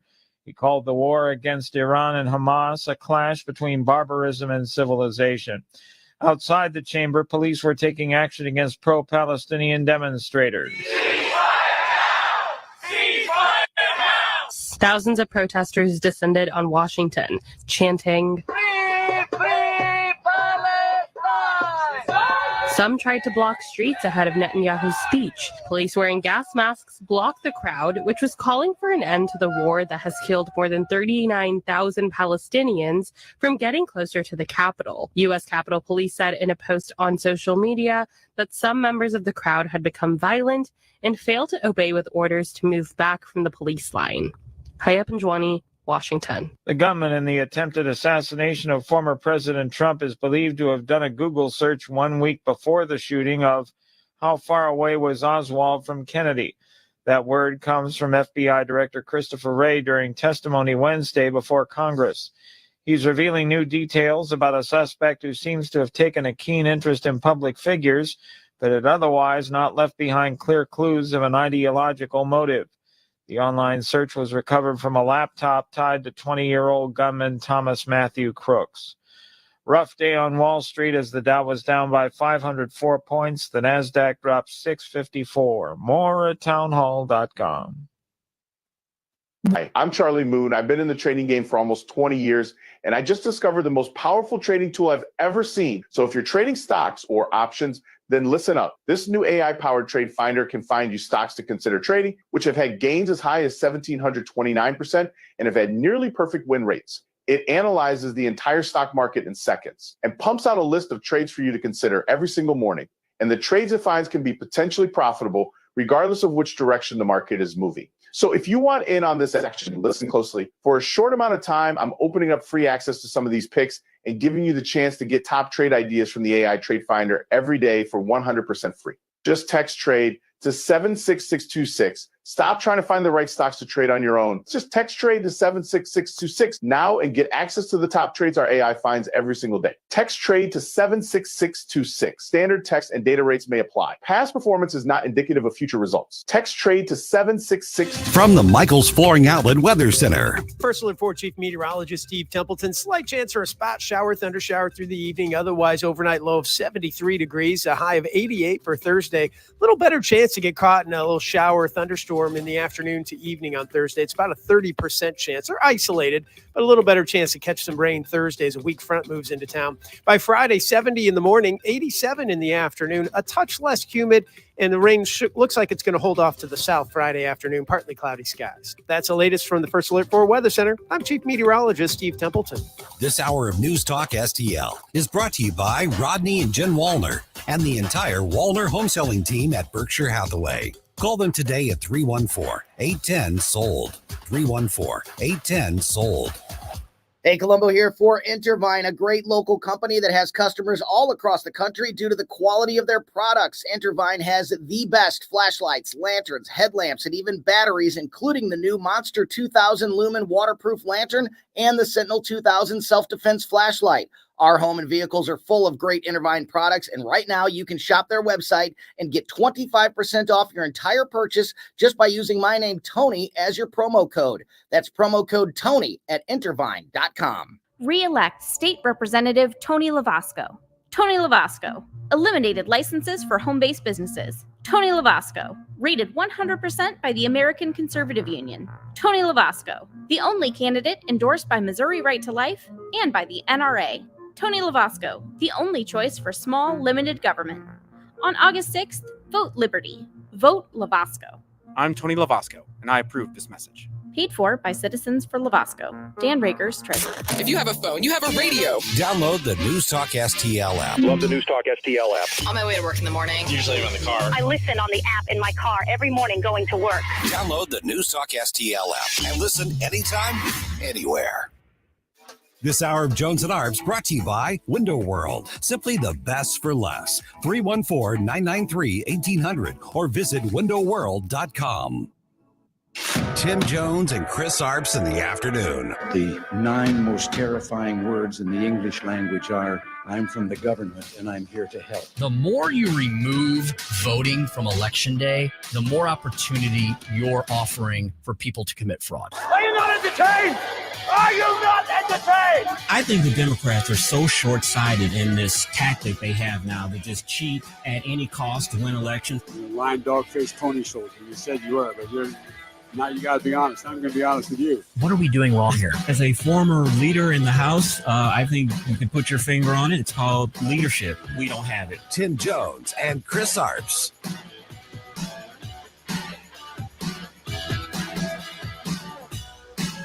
Tennessee Congressman Andy Ogles now introducing 2 articles of impeachment against Vice President Kamala Harris. One article for her role in the border crisis and the other for her misleading the American people about President Biden's physical and cognitive well-being. She was the border czar, and we have to hold her accountable. We've got to define her because the woke media is going to be complicit in trying to cover up her past in the same way they were complicit in covering up for Joe Biden. We can't let her get away with this. That's surely true indeed. Welcome back to the Tim Jones and Chris Arps Show. Thanks for listening to us here at 1019 94.1 News Talk STL. You can listen to us at 1019. You can listen to us at 94.1. You can stream us on multiple streaming platforms all across the land and beyond. We're on Rumble, YouTube, Facebook, Twitter, Instagram.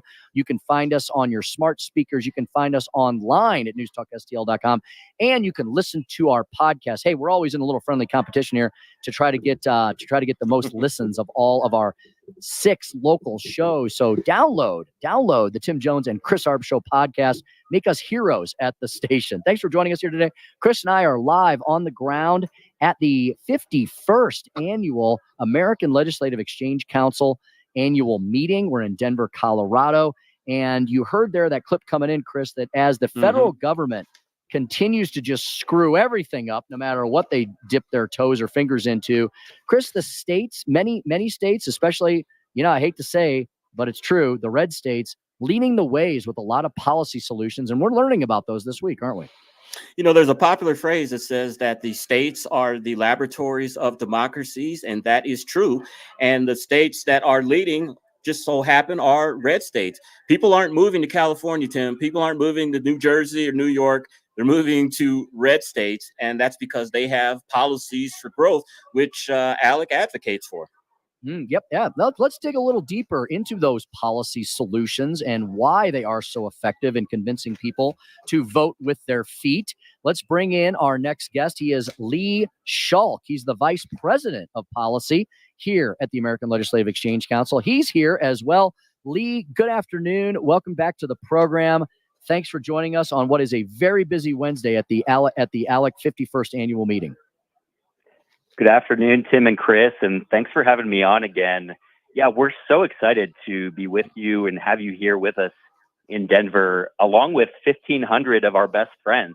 I mean, we've got state legislators here in Denver from nearly every state in the country, and of course, what's so unique about ALEC is that we bring in partners from the private sector, business leaders, nonprofit leaders as well to collaborate. But I've got to say, there is so much excitement. It's palpable at this meeting, but we're at such a pivotal moment in our nation's history, and it really cannot be overstated the importance of the policy discussions that are taking place this week with ramifications for every family in our country. And so, we've already talked a bit about education freedom. We'll get into energy independence, economic opportunity, securing the southern border, and I could go on, but it's already been a great week in Denver with a lot more to come. Lee, I got to tell you, I had no idea that ALEC has had 51 of these annual conferences. ALEC didn't get on my radar screen until probably 10 or so years ago when you guys were the villain of the left, kind of like the Heritage Foundation's Project 2025 is the latest boogeyman. I just want to go back a little bit. Why was ALEC such a boogeyman for the left a few years ago? They hated you guys. Yeah, I mean, you're right, Chris. I mean, we knew what the term cancel culture was before anyone else did. And it's unfortunate because when you stick to your core principles at ALEC, we've got our 3 core principles: limited government, free markets, federalism. You've got people from the left and these progressives that come out of the woodwork. And I've got to say, we still hear some of this today. But, that ALEC is extreme, that our policies are extreme. But you've got to ask yourself, what's extreme, for example, about giving parents more choice over their children's education? What's extreme about having safer neighborhoods or securing our border? Or what's extreme about being able to keep more of your hard-earned paycheck? I mean, we're not the extremists at ALEC. Those progressive policies are extreme. Yeah, and Lee, we heard echoes of that with some of the speakers we already heard today. Lee, I mean, it's only been day 1 of this conference, and it's already been, as you said, extremely exciting. We heard from ALEC CEO Lisa Nelson. She talked about many of those issues you just did. What's extreme about allowing people to keep more of their hard-earned dollars and promoting tax cuts and many more. We heard from former Governor Doug Ducey of the great state of Arizona. Had an excellent discussion at the opening luncheon. We heard from famous pollster Scott Rasmussen. I mean, for all of us policy and political wonks, this is just a great place to be. Lee, why is ALEC attracting such a large following? I guess people are thirsting for actual solutions versus the daily political fear mongering that goes on in Washington, D.C., right? The states seem to be where it's all at these days. Yeah, I mean, I think any good solution from a policy perspective that exists in America today, it probably got its start at the state level and probably in a lot of the states that you guys were talking about as we began this interview. But it's been so great to hear from the stage from leaders like former Governor Ducey, who actually is one of the co-chairs of ALEC's Education Freedom Alliance. Our other co-chair, Governor Kim Reynolds of Iowa, will close out our meeting on Friday. And I've got to say, for your listeners, you can actually live stream these events at alec.org and watch it live. But the other thing, and you touched on this, what's extreme about being able to keep more of your hard-earned paycheck? We're making a big push this week to get more legislators to add their voice and say, Congress, you've got to permanently extend the Tax Cuts and Jobs Act of 2017, because if you do nothing, all of our taxes, all of our federal income taxes are going up.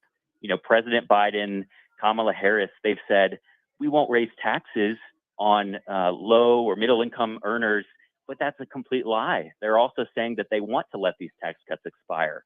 And so this is so important. And one of the things that we do at ALEC, we amplify the voice of the states in Washington, D.C. And so far, we've got over 350 legislators that have added their name to our letter from over 40 states. And we're going to continue that push and that conversation here in Denver.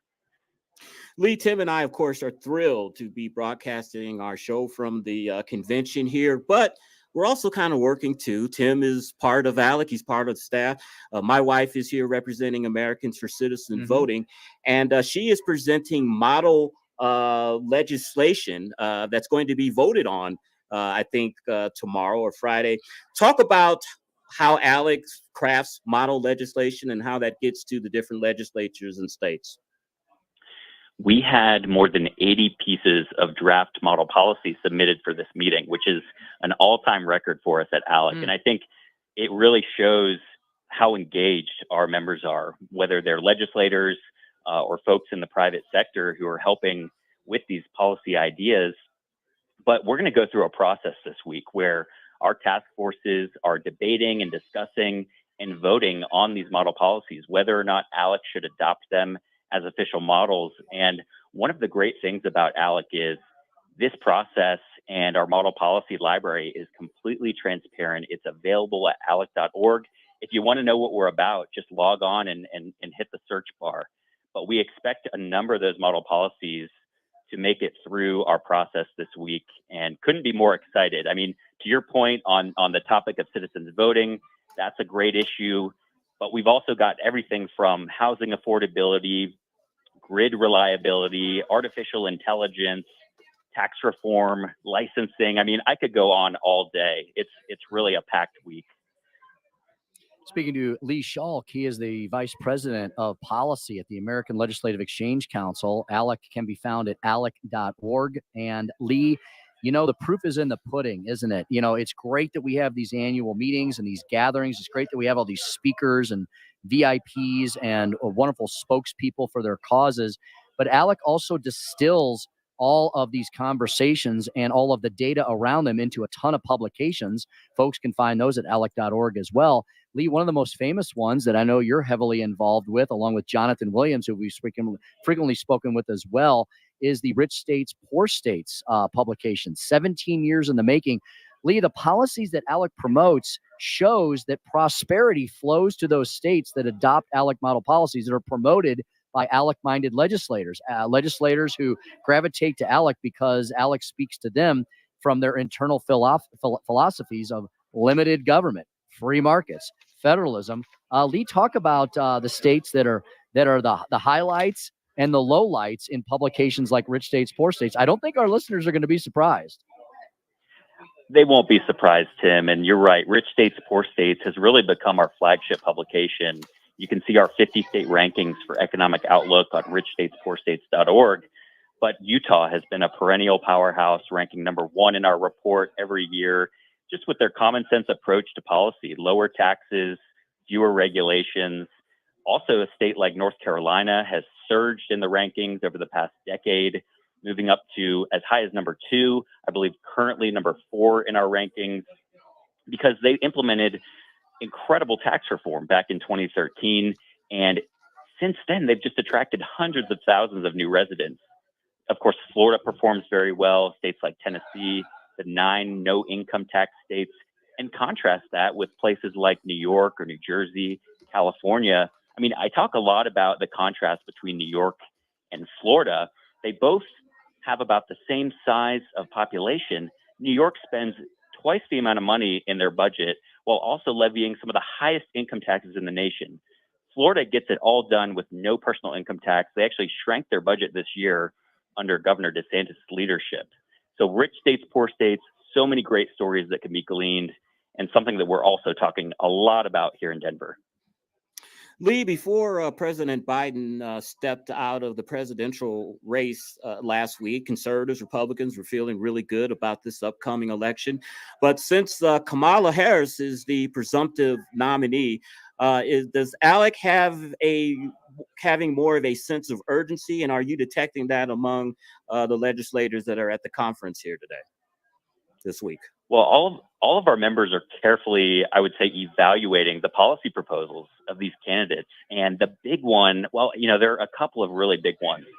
2 that I'll mention that I think are really relevant here: securing our southern border. You know, ALEC's board took a trip to the southern border, Eagle Pass, Texas, and saw firsthand just the failure of the federal government. Fast forward, you know, a few months, the situation has only gotten worse. And every state now in the country is truly a border state. The other thing I'll go back to is on the Tax Cuts and Jobs Act. You know, this is a core plank of whether it was President Biden's past candidacy or Kamala Harris, but also for President Trump. He's out there talking about the need to renew the Trump tax cuts. And so these are the types of policy issues that our members are discussing. They're talking about what can we do from the perspective of a state legislator. And that's so important because the solutions, again, to our country's ills are going to come from state leaders. Mm-hmm. Lee, I have noticed at the ALEC meetings that I've been with, especially in the most recent years, and I've been participating in ALEC meetings for 17 years, that the tent, just like with one particular political party, the tent for ALEC has definitely grown. We see people here from all different walks of life, all different kind of races, colors, creeds, codes, and I think most importantly, Lee, a lot of young people are attending ALEC meetings in more and more droves. New alliance created with Run Gen Z. I'd love you to talk about what Run Gen Z is. And secondly, Lee, what are some of the cutting edge topics that are rising to the fore at this ALEC annual meeting? Artificial intelligence, I know, jumps to mind, cryptocurrency, and there's probably some others that you could tell our listeners about. Run Gen Z is just this incredible new organization that has partnered with ALEC's sister organization, ALEC Action. And so what they're all about is identifying these new up and coming young leaders, folks who may be running for statewide office or to become a state legislator, perhaps even at the local level, and really helping to train them and really help them gain a better understanding of what good policy can look like.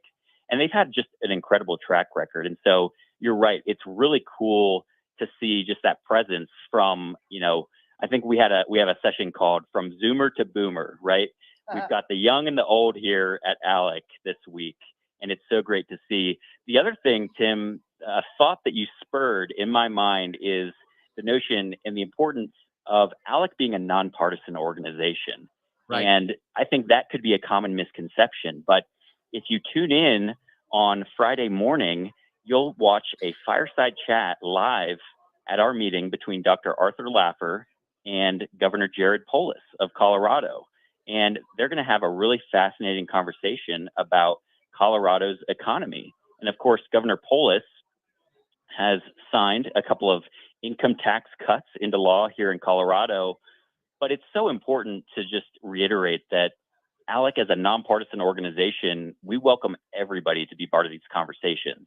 Yet we will always stick to our North Star, those three core principles: limited government, free markets, and federalism. And that applies to all of these policy areas, whether it's AI, taking a look at central bank digital currencies, maybe prohibiting those, hopefully prohibiting those in the states, and other cutting edge issues. We're always going to apply and look at them through that lens.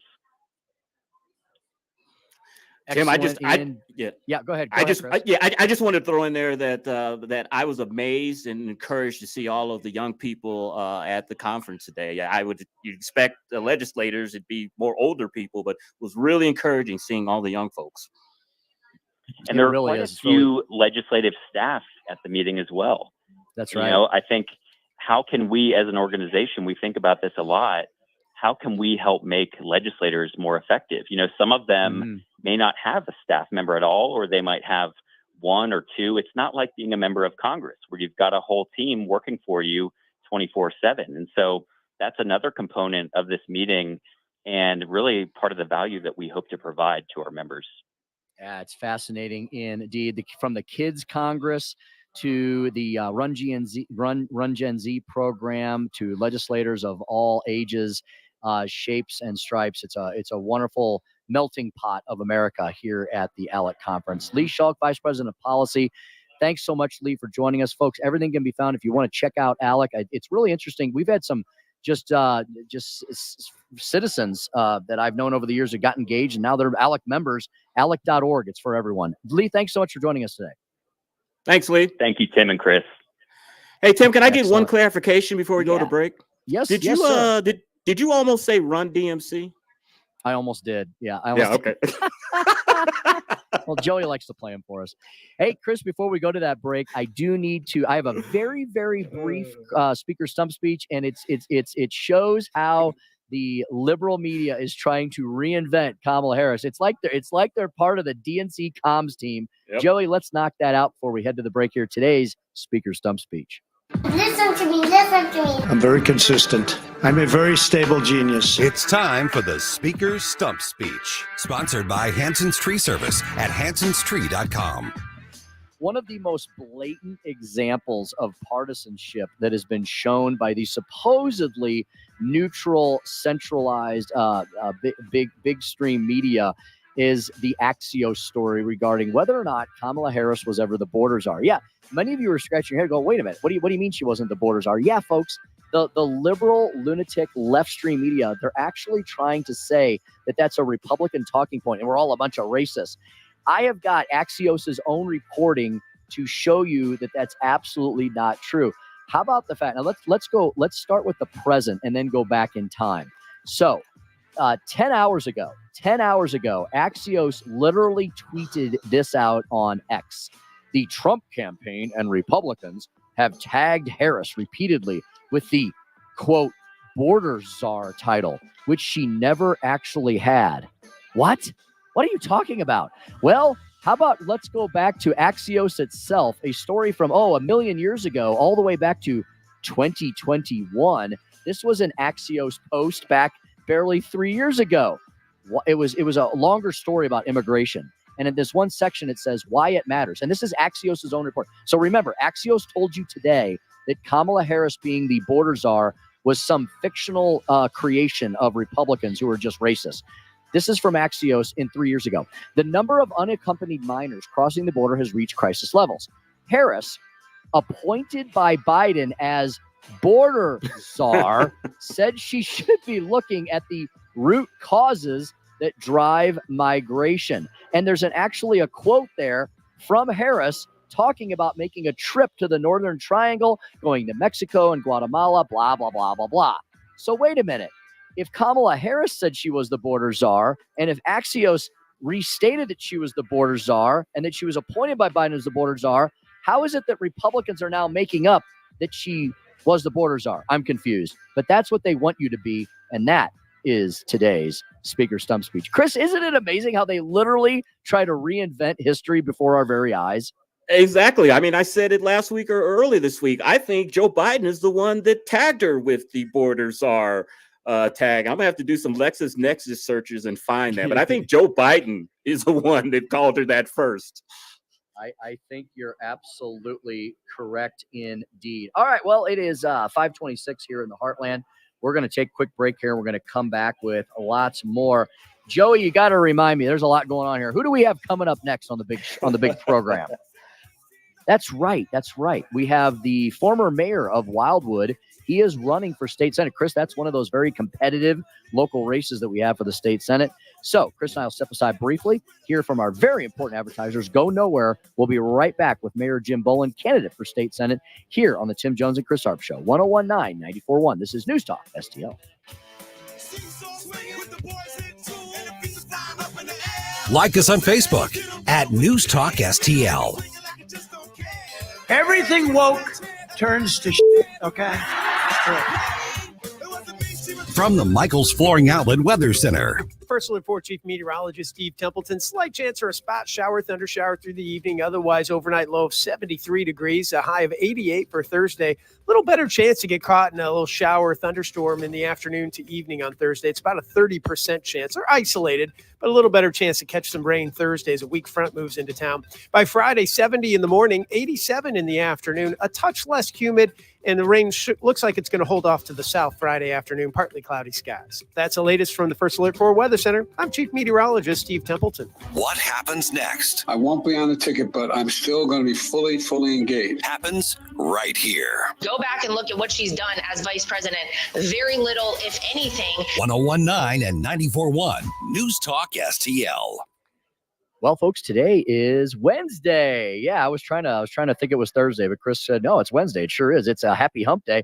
And that means it's bike night at Johnny's Hideout. Look, you don't even have to own a bike to go check out all the cool gear and hardware at Johnny's.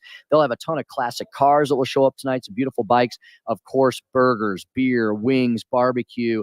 A wonderful place, Johnny's Hideout. Enjoy this weather, man, while it lasts. Johnny's Hideout is a massive complex. Inside 5,000 square feet. Televisions everywhere, all your favorite sporting events, a delicious menu. My mouth is watering thinking about it. The Johnny Dow's famous chicken wings, generational family recipe.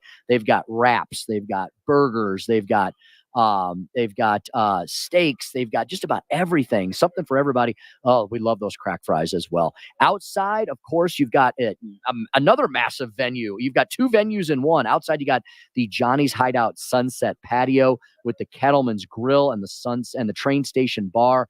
Johnny's Hideout has live music throughout the week. It's really just a really cool place. We love going to Johnny's Hideout. I think we've done about 5 or 6 remotes there. We'll do definitely one more before the summer wraps up. All the information about Johnny's and the menu and the special events and some really cool photos to give you an idea of how cool this venue is are at jhideout.com. Rick Pogue, Jake Kessner, Johnny Dowse, they have created a real gem here in Jefferson County. It's not far, folks. It's about 20 minutes from anywhere in St. Louis County. It's about 10 minutes from 270 and Gravel and beautiful High Ridge, overlooking the beautiful valley. They call it the Sunset Patio because the sun literally sets right down the line. I want you to check them out at jhideout.com. I want you to go to their Facebook page, Johnny's Hideout STL. I want you to go to Johnny's Hideout today, tomorrow, through the week, through the weekend.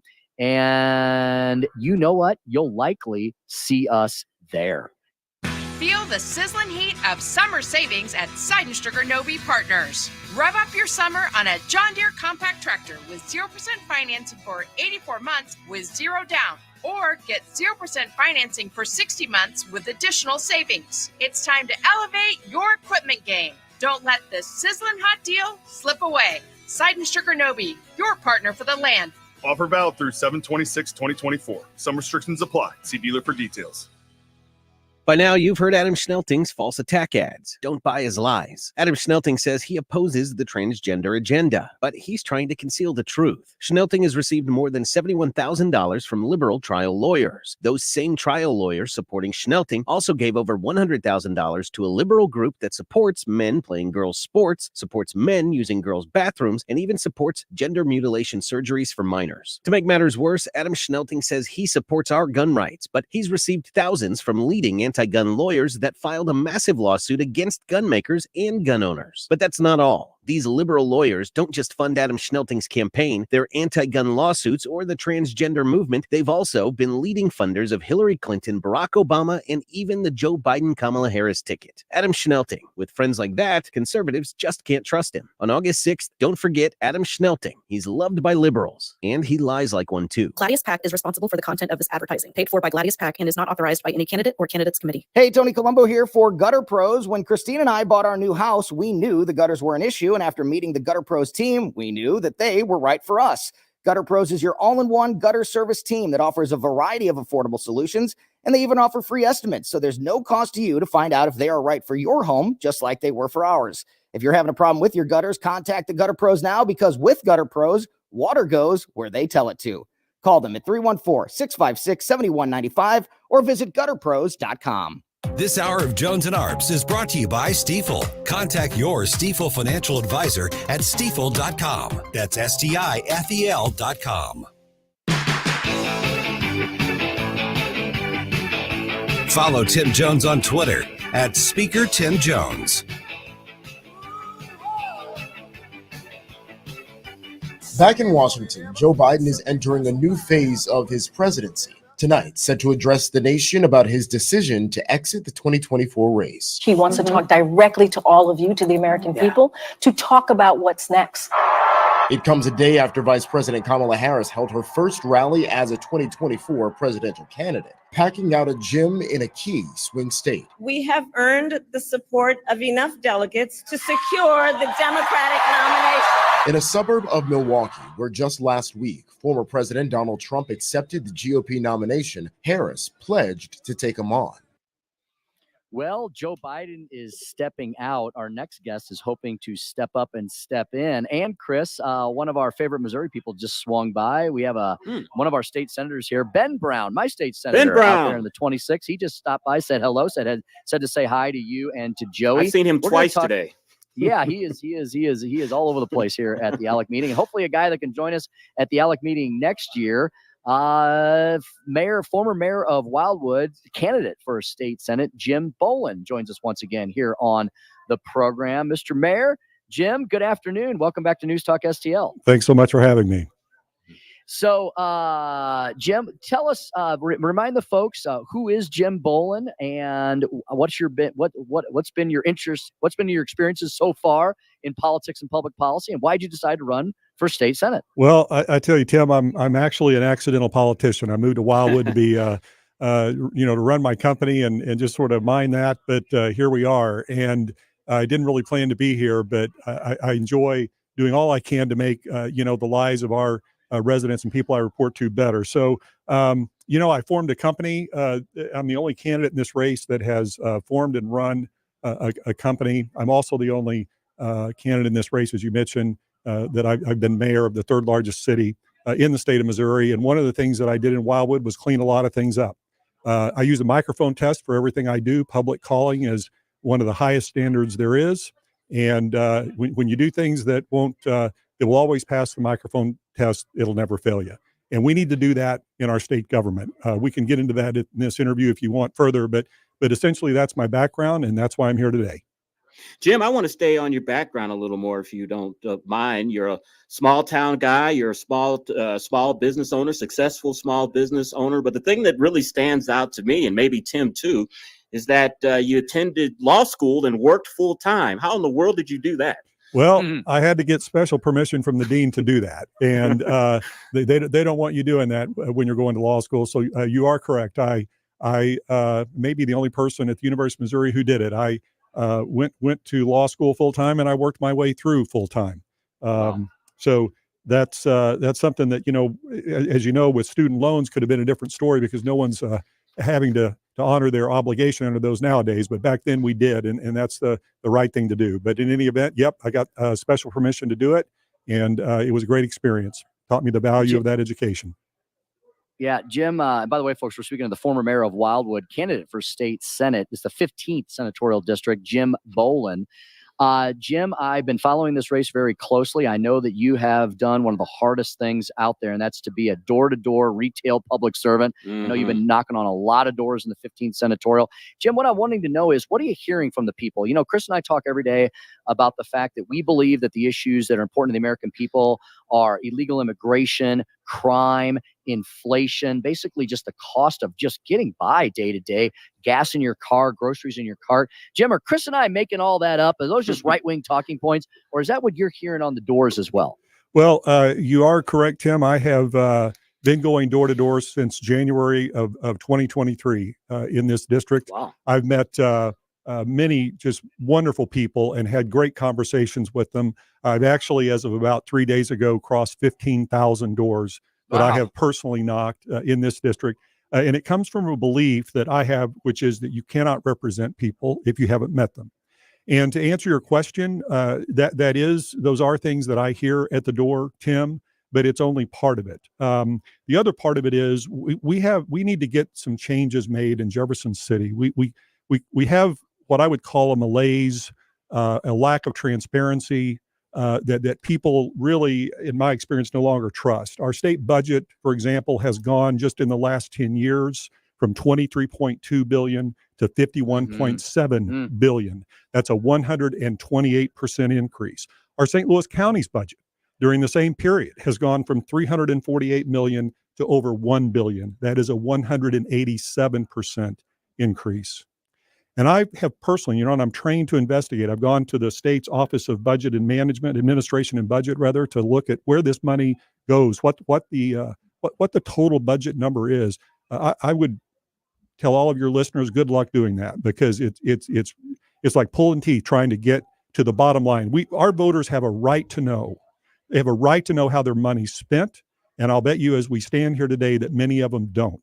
And we need to change that. We need to bring more transparency to this government. One of the things that I'm most proud of in the city of Wildwood, right after I became mayor, we have live stream cameras put in all of our rooms so that any member of the public today can go to their smartphone, they can go to their laptop, any member of the press can do the same thing. And they can look at not just how we voted, that's what the minutes say, but it's just as important to know what we said and how we acted. Did we make you proud? Were we a statesman for you in that position, answering the calling of public service as we should? So I'm hearing more than illegal immigration and crime. Those are certainly big issues, but I'm also hearing some cleanup that we need to do in Jefferson City, and I'm the guy to get it done. Jim, oftentimes in Republican primaries, the candidates share a lot of the same values and views. How do you extinguish yourself from your opponent?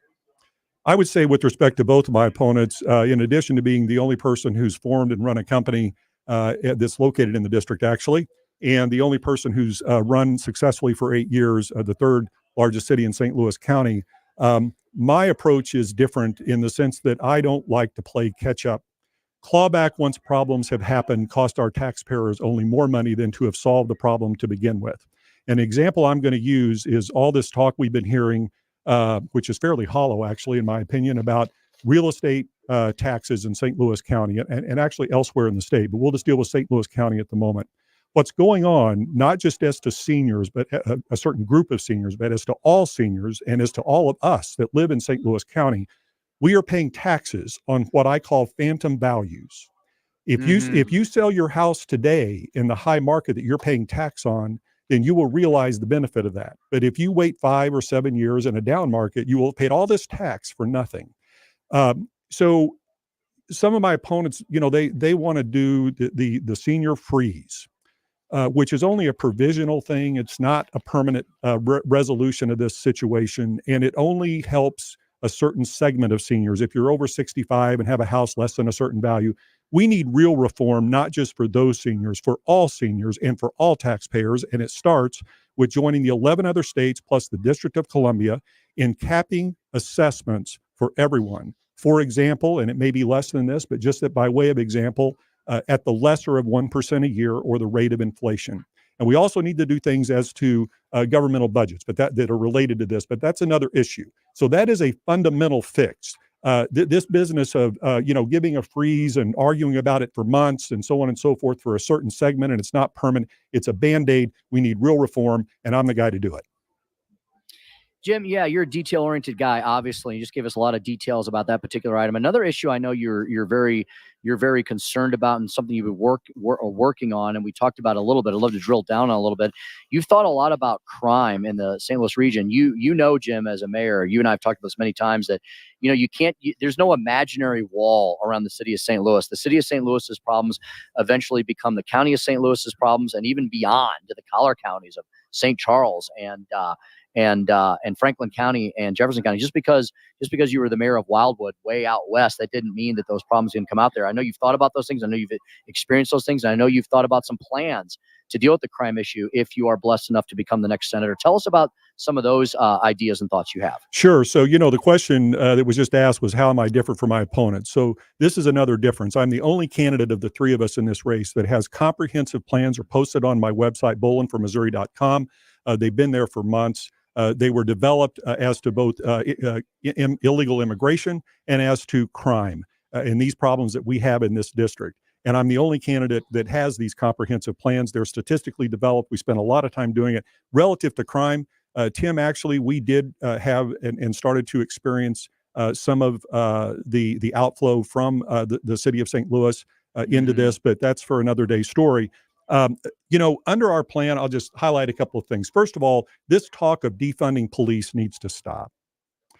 It is not only not workable, it sends the wrong message. Number two, a lot of these crimes relate to drugs, fentanyl. That also ties into illegal immigration because the people that are coming into this country are bringing the drugs. And we need to strengthen the penalties relative to that. We need to start having cash bonds. We need to deal better with juveniles. But ultimately, it starts on the crime basis with enforcing the laws that we have on the books and having the wherewithal to do it. That's number one. Mm-hmm. Jim, we're 13 days out from the election. This is the crunch time. What events do you have coming up? What are you doing in the final stretch? Well, I'm going to continue doing what I've been doing, and that's meeting the voters and learning from them what they would like me to do as their next senator for District 15 in the State House in Jefferson City. I think it's, as I said, you can't represent people if you haven't met them. In every conversation I have, I learn more about how to be a better senator. So that's what I'm going to continue doing up until the last minute before the election on August the 6th. And Jim, before we let you go, give our listeners all those places they can find out more about you, your plans that we've been discussing this afternoon, the campaign, and what you're going to be doing, as Chris just said, in the last 13 days before the election. Thank you so much, Tim. Yeah, so Bowlin for Missouri, Bowlin for FOR spelled out, Missouri spelled out.com. We'll have all those plans. And I would just say to your great listeners, if they're wanting someone who's going to get things done for them in Jefferson City, I'm their candidate. Fantastic. That's former Mayor Jim Bowlin of the great city of Wildwood, candidate for State Senate District 15, Wildwood, Chesterfield, and points around. Check him out, as he just said. Jim, thanks so much for joining us today. Thank you. Thanks, Jim. All righty. Chris, can you believe it? It's 5:44 in the PM. We got a million things going on. You and I are in the midst of 1,500 of our favorite people from around the country.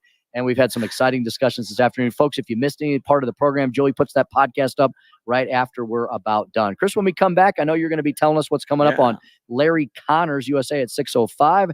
Got a lot of stuff left to sift through and tell the folks about in your stack of stuff and more. How about we take a quick break here? When we come back, Chris and I got one more jam-packed segment before you turn you over to Larry Connors. We'll be back with that and more. The Tim Jones and Chris Arps Show here at 101.9 94.1 News Talk STL.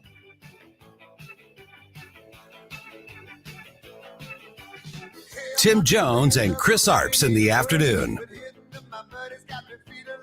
Somebody at the White House has been smoking the devil's lettuce. I get a check on Friday, but it's already spent. Working for a living, working for a living, and I'm working. I'm taking what they're giving because I'm working for a living. From the Michaels Flooring Outlet Weather Center. First Alert 4 Chief Meteorologist Steve Templeton. Slight chance for a spot shower, thunder shower through the evening. Otherwise, overnight low of 73 degrees, a high of 88 for Thursday. Little better chance to get caught in a little shower, thunderstorm in the afternoon to evening on Thursday. It's about a 30% chance. They're isolated, but a little better chance to catch some rain Thursday as a weak front moves into town. By Friday, 70 in the morning, 87 in the afternoon, a touch less humid, and the rain looks like it's going to hold off to the south Friday afternoon, partly cloudy skies. That's the latest from the First Alert 4 Weather Center. I'm Chief Meteorologist Steve Templeton. The Vic Porcelli Show. So how many times has Christopher Wray testified in front of Congress and said, oh, no, I can't comment on an ongoing investigation? And now he's spilling the beans. What's the rule? We'll talk about that all day Thursday, whenever we feel like. Weekday mornings at 9 on News Talk STL. Are you wondering whether or not your ancient old windows are still performing up to snuff? Probably not if they are a couple decades old. Maybe you still got the builder grade windows in. Well, I got the solution for your window issues. That would be Window World. Yes, Window World is simply the best for less. Give them a call today. 314-993-1800. 314-993-1800. Window World, one of only 2 window companies in the entire country that carry the coveted Good Housekeeping seal of approval. Just 20 years in the business, Window World has improved the look and thermal efficiency of over 70,000 of our neighbors and friends in our region. There's so many reasons for that. They have a double strength of glass. Their windows are beautiful. They come in all shapes and sizes. They're incredibly durable. I've even stood on the windows because they told me to. They wanted to prove a point, and the point was well proven. I have seen these windows, touched these windows, looked at these windows. They are really fantastic. The thermal efficiency is built right in, and these are going to be the last windows you ever buy. Yeah, how can I say that? Well, because it's the fact. It's the truth. Window World has a lifetime warranty on all their windows that covers all parts, glass breakage, and labor. Yeah, that's everything. That means they're the last windows you're going to buy. How fantastic is that? Window World also incredibly affordable, offering 0% financing plans of up to 36 months for qualified customers. 0% financing for 36 months. That's 3 years. I can even figure that one out. Hey, Window World's the preferred window of the St. Louis Blues. Any questions? Free in-home estimate. Yes, they'll come to you with a no-pressure sales call. Let them check your windows out and tell you how they can make your windows better with their windows. Simply the best for less. 314-993-1800, windowworld.com, windowworld.com. Caring for a loved one is stressful. It's an emotional time, and we want our loved ones to get the quality of care they deserve. But the cost of long-term care is expensive. In the St. Louis area, it could be $60,000, $70,000, or even over $100,000. Can your savings handle this added expense? Fortunately, News Talk STL listeners have an expert right here. Financial strategist Chris Cooper of Serenity Wealth Management shows families tax-efficient strategies to fund care needs. Whether planning in advance, have health concerns, or living in a care community today, solutions exist to fund the quality of care you deserve. Hi, I'm Chris Cooper, and I'd love to send you a free copy of my new book. You'll learn about strategies to empower you and your family, protect your savings, and make sure your loved ones get the quality of care they deserve. Visit SerenityLTC.com. That's SerenityLTC.com. Investment advice offered through Fortis Capital Advisors. Attention voters. The truth about Phil Cristofanelli may surprise you. As state representative, Phil was endorsed by Promo, a Democrat-led LGBTQIA+ organization with extreme views. Promo pushes for sex changes for kids, males and girls sports and bathrooms, and teaching gender confusion in schools. Phil's record speaks for itself. He voted to allow boys and girls sports. And pushed to teach sexual orientation and gender identity in public schools. Is this the leadership we want? Think carefully when you vote. Paid for by Leadership for America PAC, John Royal, Treasurer. Looking for the ultimate golfing experience in St. Louis? Look no further than Sugar Creek Golf Course. As the most popular golf course in the region, Sugar Creek offers 18 holes of challenging play, designed for all skill levels on rolling country hills with stunning views. But it's not just about the game, it's about the experience. Friendly staff, new Yamaha golf carts, freshly paved cart paths, and renovated clubhouse will make your day on the course a pleasure. Sugar Creek Golf Course, the perfect place to bring your team or friends together. Book your tee time today at sugarcreekgolfcourse.com. That's sugarcreekgolfcourse.com. This hour of Jones and Arps brought to you by Window World. Simply the best for less. 314-993-1800 or visit windowworld.com.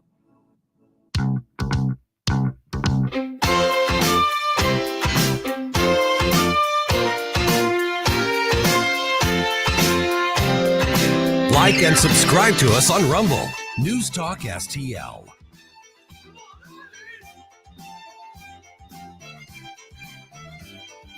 Tennessee Congressman Andy Ogles now introducing 2 articles of impeachment against Vice President Kamala Harris. One article for her role in the border crisis and the other for her misleading the American people about President Biden's physical and cognitive well-being. She was the border czar, and we have to hold her accountable. We've got to define her because the woke media is going to be complicit in trying to cover up her past in the same way they were complicit in covering up for Joe Biden. We can't let her get away with this. 5:50 on the Tim Jones and Chris Arps show. Boy, a lot of legislative action regarding Vice President Kamala Harris today, Tim. House GOP leadership had a floor vote today on a non-binding resolution that said this, quote, strongly condemning the Biden administration and its border czar, Kamala Harris's failure to secure the United States border. And it goes on from that. But boy, she has articles of impeachment against her. She has a non-binding resolutions condemning her for her lack of getting the border secured. Bad day for Kamala on our side of the fence. Well, you know, Chris, the Republican Party better define Kamala before Kamala. I don't know. You say tomato, I say tomato. They better define her before the Democrats and their willing allies, their personal comms department and the national media, they define her, right? Because they're trying to repackage her and define her now. So the Republicans got to get out fast and remind people, yes, she was the border czar. According to Joe Biden, she, by her own admission, was supposed to be working on the root causes, that's her quote, not ours, of the immigration issue. They better point out the fact that she was a willing accomplice to everything that Joe Biden has done to the nation. She didn't object to anything. She was right there by his side when he was spending trillions of dollars, sending us into meteoric inflation. She's been part of all the crises and the chaos from the beginning to the present. Tim, it looks like we're coming down to the very, very short list of who Kamala Harris may pick as her running mate. The two people that it looks like is Arizona Senator Mark Kelly. Of course, his wife was shot, was the congresswoman that was shot a few years ago. He's a former astronaut. He's a Navy officer. And Pennsylvania Governor Josh Shapiro. Now, I don't know if Pennsylvania is a state that's been kind of trending red, purplish a little bit. Democrats ended up winning that governor's seat. Do you think they would want Josh Shapiro to be in the White House and give up that Pennsylvania seat to possibly a Republican governor? Yeah, it's either one of those choices, Chris. I mean, you got 2 big swing states there. They want to lock down one of them. So I think that's why they're looking at Pennsylvania or Arizona. I heard about how dangerous Josh Shapiro is for Republicans a long time ago. When he was first running for attorney general, a lot of my Republican friends were like, man, we've got to prevent this guy from being AG. He won. Then they were like, we got to prevent him from being governor. He won. Apparently, he's one of these guys that wanted to be president since he was in grade school. Extremely ambitious. He's really good. He is an excellent orator. He'll say one thing and do another, just like any good lying leftist, but he does it so smoothly, right? I mean, he's let me ask you this, and Tim. Barack Obama all wrapped up in one. Let me ask you this about him, because, you know, anybody that's not super to the left, they'll call a moderate. And that's the moniker that they've been putting on Josh Shapiro. And it seems like he really is a moderate. What do you know about him? Do you think he is a real moderate? No, not at all. Because Chris, he'll do what he said. He'll do what he needs. He'll do what he needs to do and say what he needs to say to get elected. I got a perfect example for you. To try to prove his moderate credentials, Chris, when he was running for governor, he promised the many inner city Democrats too, including Republicans, he promised them that he was for school choice. He absolutely was for educational freedom. Well, the legislature, which I believe is, I think Republicans have at least the House, maybe both chambers. They said, okay, we're going to see whether you're a campaign, you know, we call them campaign conservatives. I guess are you a campaign moderate or are you not? They ran a school choice bill, Chris. It was a very reasonable one, kind of like what passes all across the country. He vetoed the bill because the teachers' unions told him to. So he claims to be a moderate. I haven't seen it yet. I don't know what his moderate credentials are. I think he likes to talk a smooth game, but his actions belie that fact. Yeah, you know, we all remember President Donald Trump was shot a couple of weeks ago. I think it'll be Saturday, and all of the response from people all over the country and the world. Tim, here's a response that kind of surprised me a little bit. Mark Zuckerberg, of course, from Facebook or Meta, wherever the hell they're calling it now. When President Trump was shot, he said that he called Trump's raised fist after being shot one of the most badass things I've ever seen in my life. Did you hear him say? Did you hear about that? I think I did. Yeah, Elon Musk has had a real U-turn. You know, he really wasn't a big fan of Donald Trump, but I think he's gravitated. No, this is Zuckerberg. Oh, I'm sorry. Zuckerberg. This was Zuck. That's even wilder. Yeah, Chris. I have seen Zuckerberg. You know, Zuckerberg, I think, is starting to realize what happens. That you know, you can try to appease the left; they'll eventually eat their own. And I don't know that Zuckerberg might be actually more of a moderate character. I never thought he was a raging leftist. I think he's kind of played that part as a big tech tycoon. But Zuckerberg knows one thing: if we don't protect free speech rights in this country, then this multi-billion-dollar company that he's created, Facebook Meta, it will cease to exist along with the New York Post and all the center-right publications, because eventually the left eats their own. And so, yeah, Chris, I thought that was fascinating that Zuckerberg, who is the real darling of the left, kind of threw him a curveball there and saying, yeah, I think Trump's kind of badass. Interesting indeed. Tim, I know how concerned you are about global warming and bringing down temperatures and all of that stuff. I'm going to have to read a story to you that's going to severely disappoint you. Under the Paris Climate Agreement, the U.S. has set a goal of reducing its emissions by at least 50% by 2005 levels by 2030. The Rotarian report projects U.S. greenhouse gas emissions will fall 32 to 43% below that threshold by 2030. So we're not even close to what they want, but they're still telling us the sky is falling. The sky is falling. So that's a good story to lead us into Larry Connors USA, who is up next. Larry is going to talk about the FBI director Wray's testimony before Congress on the attempted assassination of President Trump. And he will talk about Biden's address tonight on why he is dropping out. You have been listening to the Tim Jones and Chris Arps show on 1019 94.1 News Talk STL. Drive safe.